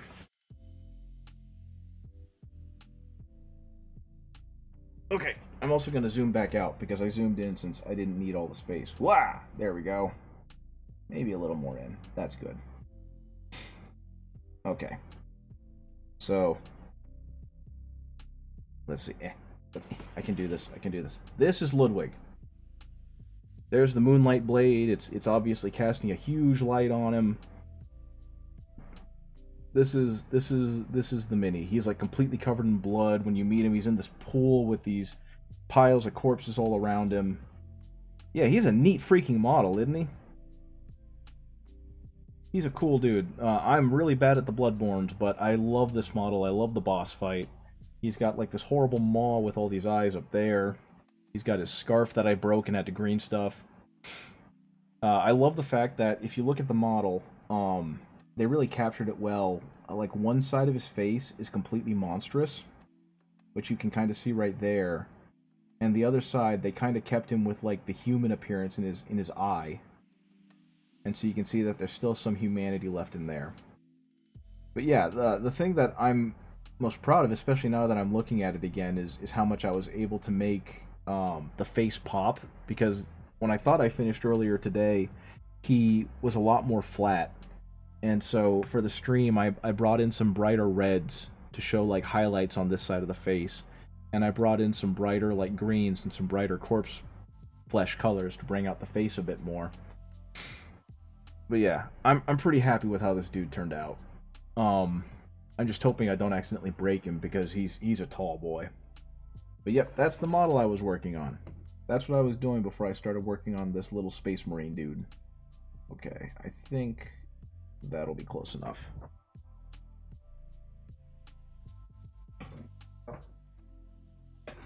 In all honesty, in all seriousness, it actually took me longer to print the base than it did for me to finish painting the model. Most of the model was dry brushing, with very little being actual detail work. So there's that, I guess. Let's see. I'm going to go ahead and hit this again with a slightly more vibrant coat of pink. And hopefully we'll smooth it out and make it look a little less chalky. But I'm starting to notice that this Vallejo pink is chalky as sin. And since I've got the camera oriented a little differently, I can bring them a little closer. This is going to be a fun as sin model to do like all the highlights and stuff with, because he's just so vibrant looking. So yeah, now I'm just working on this Master of Executions. Big models are fun like that. Looking forward to doing my Screamer Killer Carnifex. Yeah, the Screamer Killer is a neat model. If I remember right, Aria, you posted pictures of the Screamer Killer that you did a little while ago, and it's just such a freaking cool model. The update for it was a really good one. I'm happy they managed to keep like the big open maw scream going on, and just their update was aces.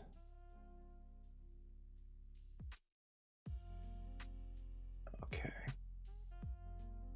go ahead and see if I can get as far into the chest guard as possible. You're going back to it after you finish Alariel? Yeah, that makes sense. That model has been a whole thing for you, and when you're done with it, it's going to be gorgeous. You love that one paint job that was in the original colors? Yeah, right. I love the old like second edition or third edition or whatever paint scheme that they had for it. So, Arya, how did Fulgrim go yesterday? Because I was only able to hop in for a few minutes before I went on a walk with QB, my wife, and I didn't really get to see much after you started snipping the wings and whatnot off.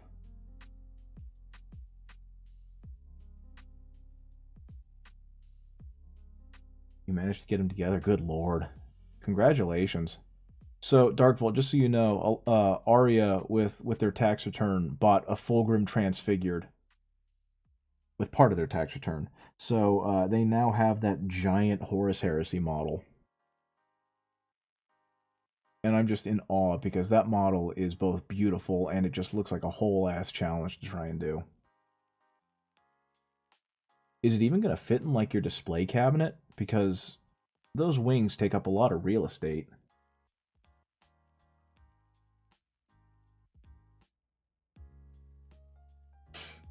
Very cool. And yeah, that is an incredibly detailed model. You have Marathi in there. Is Fulgrim Transfigured bigger than or smaller than Marathi? I'm assuming so, since you indicated that she was a good metric for the size, but I don't know. Another great looking model. Yeah, that's a good idea. You should go check that. Okay, so I'm gonna go ahead and highlight the little underarm bits and work my way up to a vibrant pink from there. At some point, I'm going to have to go all the way back with like a pale pink where I add some white to this color, but right now I'm just hoping to get it to look somewhat decent. We shall see. I am absolutely annihilating this wet palette sponge. This wet palette paper. It's not happy with me, but that's okay. He'll fit fine. The shelves are at least 12 inches of clearance. Okay, well that's good.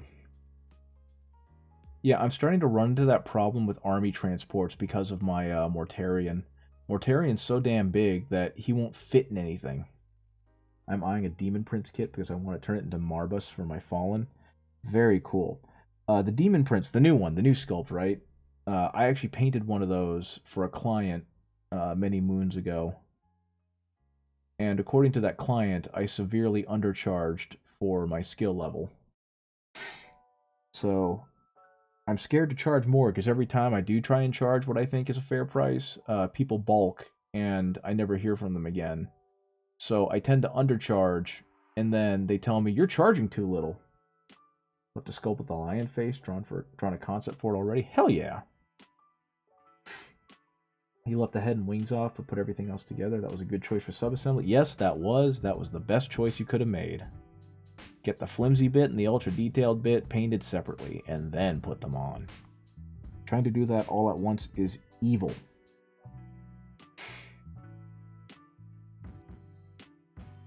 Okay, I'm gonna paint the elbow a little bit.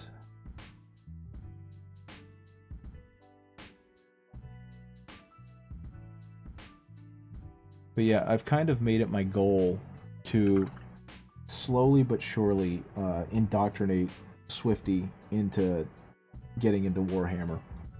I was already going to leave the wings up, but then realized there was a lot for his head as well. Yeah.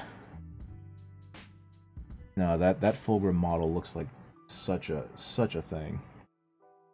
You know, from what I understand about Doig and Swift is Doig clearly knows what Warhammer is, and he's talked about it a bit, but he's only like kind of familiar. And Swift, when she was much younger, got an army of Seraphon, lizardmen at the time, but didn't know the game, so they just kind of put the models together and made up rules, and then she never did anything with it since. And so I've been trying to insert little Warhammery bits wherever I can, and I've obviously been painting them for Community Day. So my big goal is to eventually get her to like read one of the books or buy one of the models and then yes, become one of us. The appeal of the Warhams is too great. It's a fun way to get into the hobby, and with one-page rules, you can play what you want. I love one-page rules. In fact, Aria, next time we see each other, I'm going to have to introduce you to one-page rules proper, and you can decide whether or not you think it's too simple or just complex enough to play with your space elves. Though honestly, I don't remember if you said you've played it already. I suppose we'll have to find out.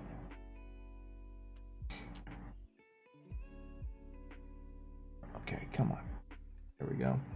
You have not. Okay, it's a much simpler core game that allows you to think about the game itself rather than how many different rules and sub skills and stuff that you have for your army. And I loves it. The only thing I don't loves about it is that the points system is completely different, so you basically have to completely rethink how you build your army.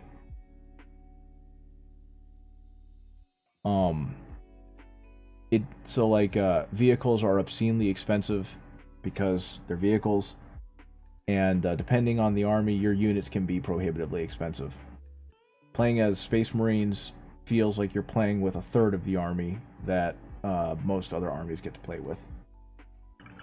But that's okay. They definitely feel like a more elite force compared to many of the other armies, and so that intentionality is very nice. Yeah, including walkers. I don't think for your space elves you're gonna have much of a problem, but like everything is about 1.5 times to 2 times more expensive in one-page rules because they expect you to play with smaller scale. Oh, okay, yeah. No, dreadnoughts are expensive. Baseline dreadnoughts are like 500 points, and uh, redemptor-sized dreadnoughts are 600 some odd. I think a land raider is like 800 points. So stuff gets expensive fast, but at the same time, a land raider is ridiculously powerful, and so are dreadnoughts. So yeah, it's all based on like how you play and what you play, and it all feels fair. I think the only problem that I really had with one-page rules is that it's really swingy on lower points, but that really depends on what kind of army you bring with you. And they've apparently addressed some of that. Like Eradicators used to just be straight up busted, and they're not anymore. So there's that kind of thing. A lower power scale, kind of. Um, like the biggest games people tend to play on it are 3,000 points, but 3,000 points for them is what like a 2,000 point game would be for 40k.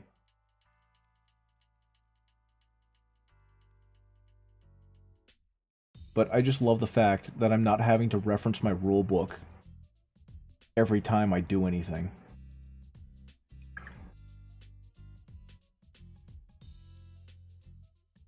And I really like the alternating activations a lot. It just feels so much nicer than and more active than I go, you go.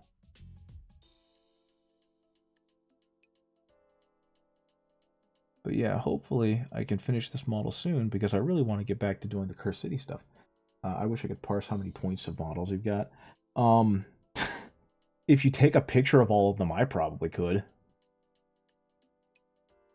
Because I don't get to play Warhammer a lot, I got into theory crafting way too much, and so especially with Space Marines, I have a pretty good idea of how much everything costs. Most things are between 100 and 200 points.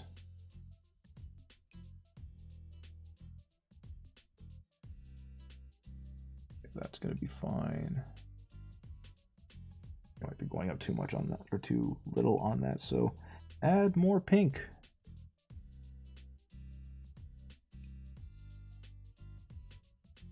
I did take a picture of all my finished models before you start collecting again.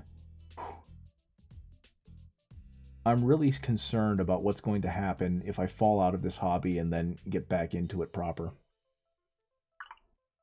Because that seems to be the thing. People tend to leave it for like 10 years and then come back and suddenly they have a whole new toy store to look at. Okay, honestly, this pink is coming along a lot nicer than I thought it was going to. Again, I don't have much experience with it. The one time I did try and do pink on a model, it didn't turn out great because I was using a modified version of Cerberus XT's pink that they do, and I am not Cerberus XT. I am nowhere near that skilled. It wasn't entirely by choice. Yeah, that's the other part that kind of sucks about it.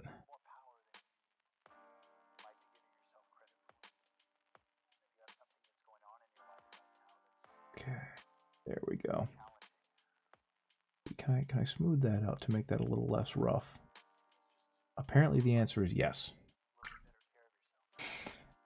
Okay, so everything except for the pauldrons and the backpack are done in terms of the pink armor.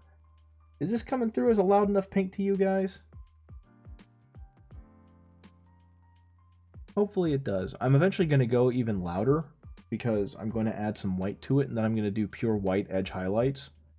So hopefully it becomes obscenely loud looking. But right now, is this reading as a good, like, bright pink? Let's get these fingies. There we go. You think so? Awesome. Yeah, because I'm trying to figure out my Emperor's Children scheme. Like I said, I did... One moment. Do I have them up here? Yeah. I did them previously, but I really don't like how it came out. So there's a real good chance that I'm going to paint over these guys because I wasn't very... It reads like a pastel pink. That's exactly what I'm going for, so I guess it works. I wasn't as far in my journey with shading with these guys, so it definitely didn't turn out anywhere near as good as I had hoped. So what I'm probably going to do is completely repaint them. You like the pink on the Termies, but that's your own taste. That's fair. I think my issue is just like the non-metallic metal looks a little funky. But that's me being overly critical too. Yeah, so these are 3D printed. This guy is completely 3D printed. I'm really proud of the molten axe or the molten mace I gave him, but yeah, how cool is that, right? That's why he's huge. I scaled him up so he was about the size of the Leviathan Terminators, but in doing so, I also made him bigger all around, so he's like swollen huge. And you can see he's like twice as big as actually no, you can't, as the Master of Executions. Let's see, let's put him next to Belial. See, like he's about the right size, which he's not supposed to be, but that's okay. I love it. And like I said, just kind of waiting for. Where's the other one? I did another one. Here's the other lad. This one I didn't finish because I got frustrated and gave up on. But yeah, he's chaos mutated, right? I kind of, in my mind, they've been swollen with the power of chaos. And my understanding is that's how it works. So, good enough for me.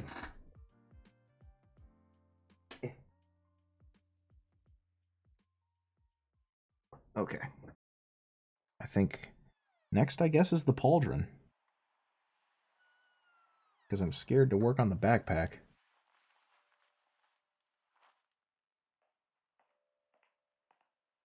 Doing proper shadowing and highlighting is really weird for me on like big round surfaces like that because I understand how to do it in theory, but it's kind of like knowing how to say a word in Spanish and then trying to actually say the word in Spanish. And that's where I'm struggling. Okay. Because I never know where the light reflection is really supposed to go off on these guys.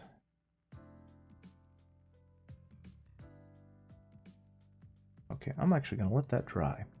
I think, though, I can hit these little areas in between the ribs.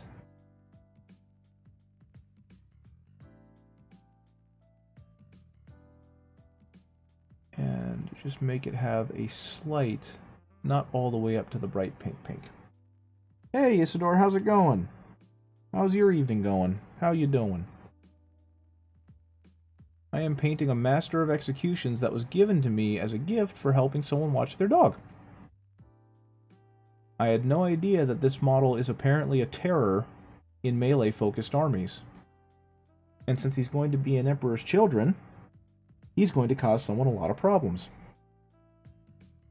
Though right now, I only have 3 models, or 3 units for my Emperor's Children army. I have a Chaos Lord and Terminator armor, I have this lovely lad, and I have a set of not even half-completed Terminators.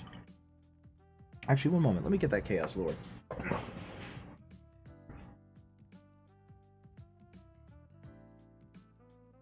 Because this is going to be a good size comparison for you guys between 3D printed one I just showed you and the regular one. So,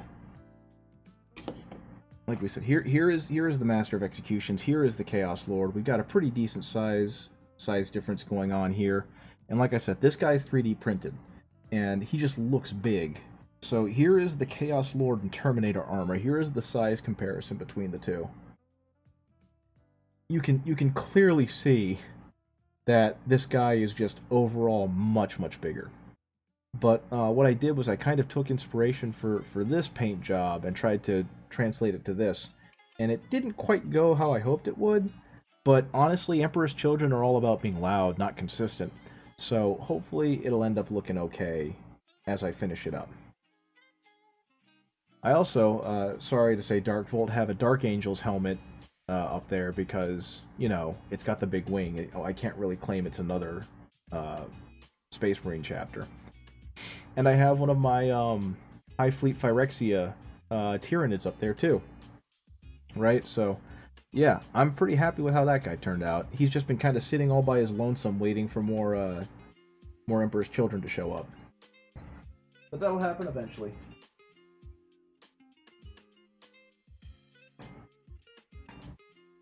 You can say it's one of yours. Sure, I can definitely do that. You want to give him a name?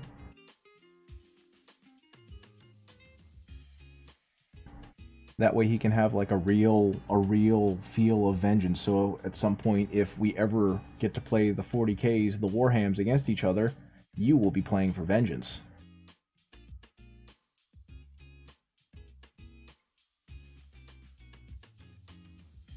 Okay, let's go ahead and shade that up because I forgot about his elbow.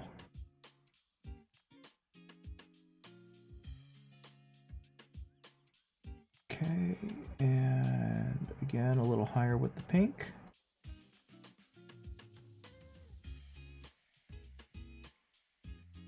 And there we go. Got this nice, beautiful pink. So you've been... Okay. So you've been... got a similar comment on painting my Chaos Army. So you've been working on those Necrons. I remember you were working on one the last time I saw you, Isidore. And you said you've slowly been getting them painted up. Were you working on... What was it? You were working on a Lord? An Overlord? I don't remember. I honestly forgot, I'm sorry. But you were definitely doing some cool stuff. And teaching me a lot about glue. Very cool. Yeah, so I actually, I think I got it right. I took the advice, and I ended up getting 2 different packs of glue. So I bought more of this stuff just because it's good for putting them together. But I got some of this liquid Loctite specifically for doing like bases and whatnot. So hopefully this will be really good for helping seal things down instead of having this gloop all over the place, which is what I've been doing. Aegis, Assault Marine Veteran, perfect. I could definitely use that. I'll have to write that down and go back to it later so I can remember. And I can just write it on his head or something. And actually, I don't need to use this smaller brush for this. I have a bigger, sloppier brush that I might be able to do some good with. What time is it? 9:23? Okay, so... Oh, there's nothing on there. That's not helpful.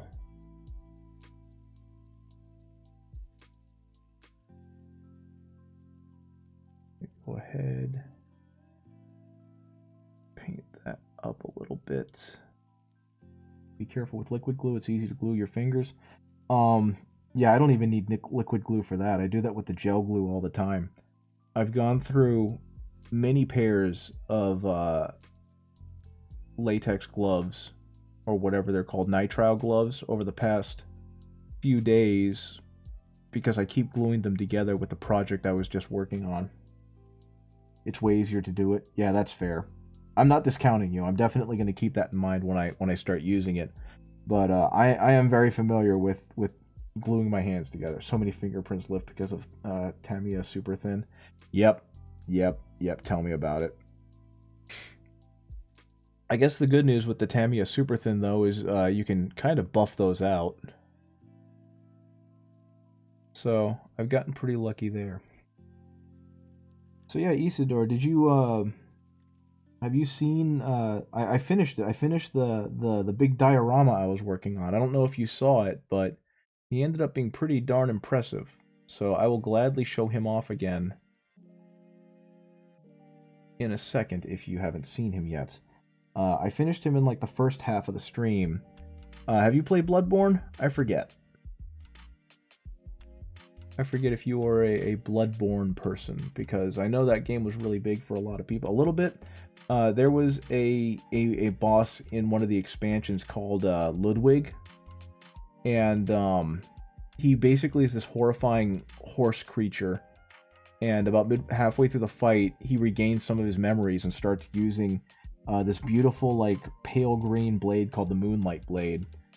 And one of the moderators on another channel that I follow uh, really likes that character, and they do a monthly community day. So I went ahead and bought printed, painted Ludwig for that as kind of a gift. So give me a second, I will find that again.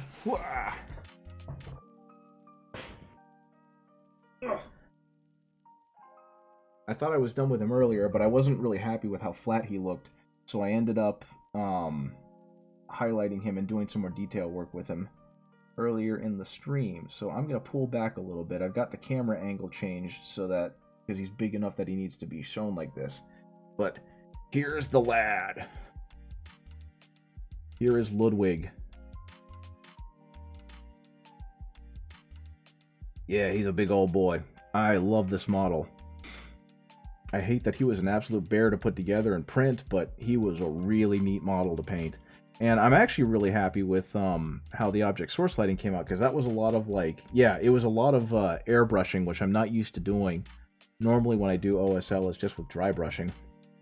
But I think for a first try, it turned out pretty good. And I'm okay with that. I probably should have done a little more back here on the rear pillar, but I think for what I'm trying to do here with like that angle, I think it turned out pretty okay. So yeah, I'm happy with that. I'm really concerned. I hope that I kind of hope that Kurzak never asks me to mail it to her, because I'm going to be terrified to try and ship this thing overseas. Ugh. I know that after the last community day, Doig mentioned that he wanted me to or he wanted to get in contact with me to ship the dinosaur model that I did for them. But I have a plan for that. Running a Dark Souls or Bloodborne RPG, I'd love to. But no, this was painted as like a project gift for a friend. Another 11 lads texture pasted. Now to let them dry. Congratulations, that's a huge deal. Texture pasting is the devil. It's why none of my Tyranids have it yet. I do not like it. Okay. But yeah, no, it was more meant to be like a tribute gift to one of the moderators of a channel I frequent. It's not meant to be a playable miniature. Honestly though, that would be a freaking badass boss for them to have to fight. I might end up doing that in the next D&D campaign I do. Maneuvering around the feet is tricky. Yeah, tell me about it. What I tend to do, I'm really lazy with texturing around the feet. I will try my best not to get it on them, but if I do, I just kind of say, well, whatever. And I tend to airbrush the texture paste. Like, I tend to hit it all with a dark brown, and I let the dark brown kind of spray onto the feet, and so that way it just looks like their boots up to their ankles are muddy. And I think generally that does a good enough job of selling that specific environment. But yeah, it's not the most elegant solution. It's just the one that means I have to do the least amount of work later. Okay. Go ahead and hit here. Once again, this brush has only been opened and used for about a week, and already I have ruined the tip.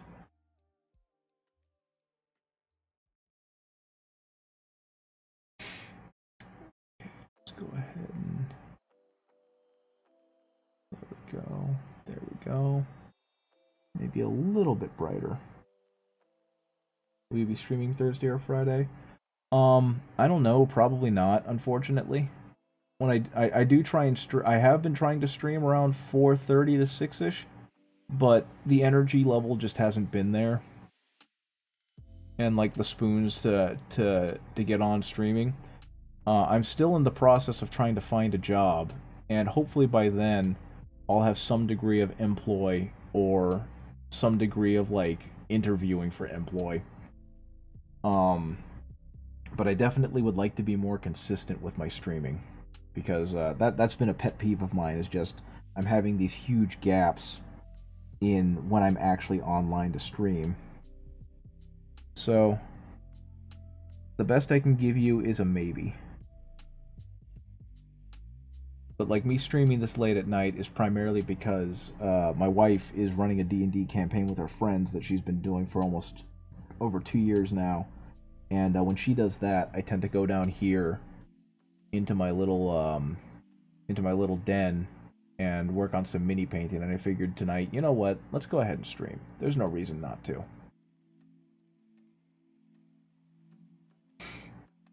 That, and I wanted to try out a new feature because I added some things to the overlay, but they only happen for like alerts and shit.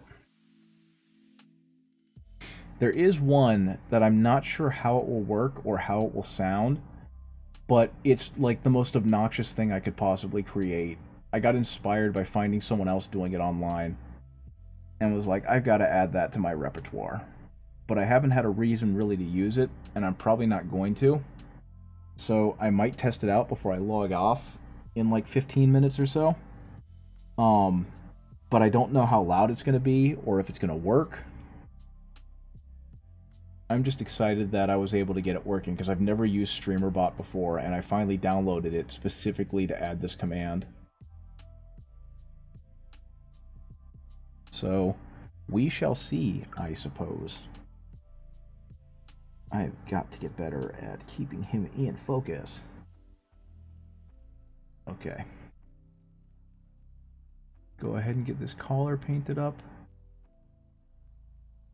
A little bit on the back end back here. Actually, this is all looking pretty good.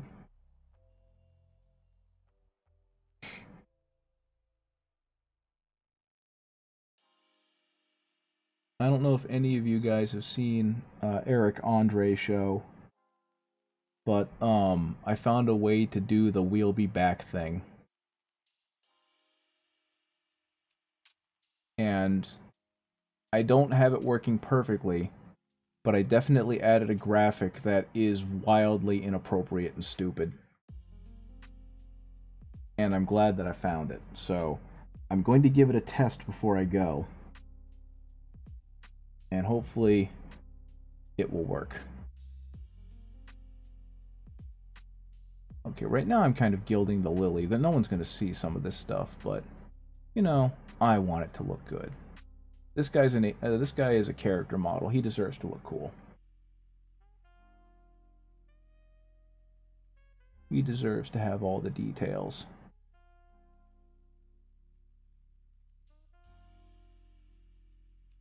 So I don't know if anyone in chat knows, what do you normally stick a Master of Executions on a Chaos Space Marine army?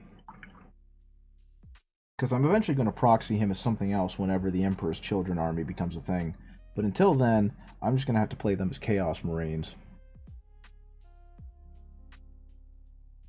I'm assuming it's melee stuff. You have this guy too, but stumped on the flesh skirt. Hopefully, I'll do that on stream.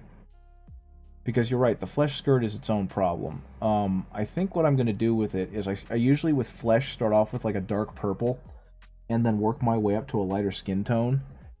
And that way it really shows in the creases and whatnot. But I'm not really sure either because he definitely has some very broad spots. I think the only thing I can say I'm going to do for sure is at each of the seams, I'm going to make it really kind of bright so it looks really taut and stretched.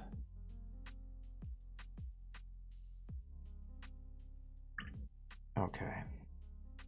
But yeah, that's why I gave it this purple base coat, is that, especially for like pallid flesh, I start with a deep purple and work my way up. So like, where'd he go? Where'd my other guy go? No, that ain't. Well, heck, did I put him back? No, he's over here. Um, like with this guy, his face started off purple, and I kept working up colors. And while he didn't end up quite as pale as I wanted him to, he definitely has a more corpse-like appearance than most of my face paint jobs. So hopefully I can get something similar to this with just a little more purple bruising. I don't know, but I guess I'll see. Okay. I guess onto the backpack. Actually, one moment. Oh, okay. I actually got a text saying that my wife is done with her game. So, what I'm going to do is give the backpack a slight brush with the Screamer Pink that I'm using. And then I will go back another day with a brighter color. Because generally when she's done with game, that means I'm done down here.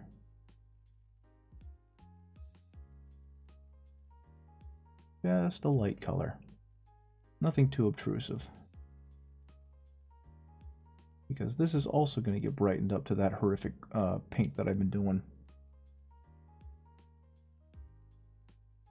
Yeah, that's going to be fine. That's going to be fine. A little bit up in there. Was a fun time. Thanks for streaming. Thank you for showing up. I appreciate you guys being here. Okay, give me a second. Okay, so that's done for now. I'm going to go set him aside. I'm going to test something real quick. And I'm sorry if it's loud. I'm sorry if it's obnoxious. But we're going to go ahead and give this a shot. Let's see. Is StreamerBot on? Is StreamerBot working? StreamerBot is working. Okay, cool.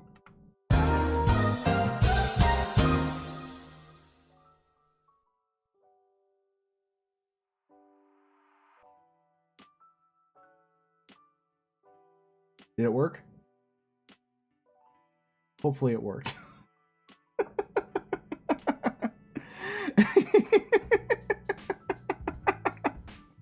I don't remember where I found that picture, but I found it and I showed it to a friend and they thought it was funny. And then he suggested that I use it for this because originally I didn't have the image. It would just kind of freeze frame and blur whatever I was doing. But I realized that since it's just my hands, I can't do much with it. No, that is definitely... I think what I'm going to do is do a really bad overpaint and make him yellow so that he matches my little guy down here. Oh, I'm sorry you had to see that. But yeah, I added that, and I added some different notifications for when there's a raid or when someone subscribes or whatever else. But that's a whole nother thing. Yeah, little Dorn boy, right? Anyway, is anyone on? Is there anyone on Twitch that I could send you guys to? I'll mute that. Oh, Broken Eyed is on. Another Warhammer streamer. So I'm gonna send you guys over to him, okay? Just give him a jacket. What do you think's around his ankles? Raid Broken Eyed. Okay. Yeah, I'm gonna send you guys over to Broken Eyed so that I can be a good streamer boy, and why not both? Porque no las dos. And that way, we can keep the stream train going. So, boom. Hopefully this works. Yeah, the raid has been created. Okie dokie, guys. Thanks again for joining me. I appreciate it. I hope you all had fun, and I suppose I will see y'all later. Bye-bye.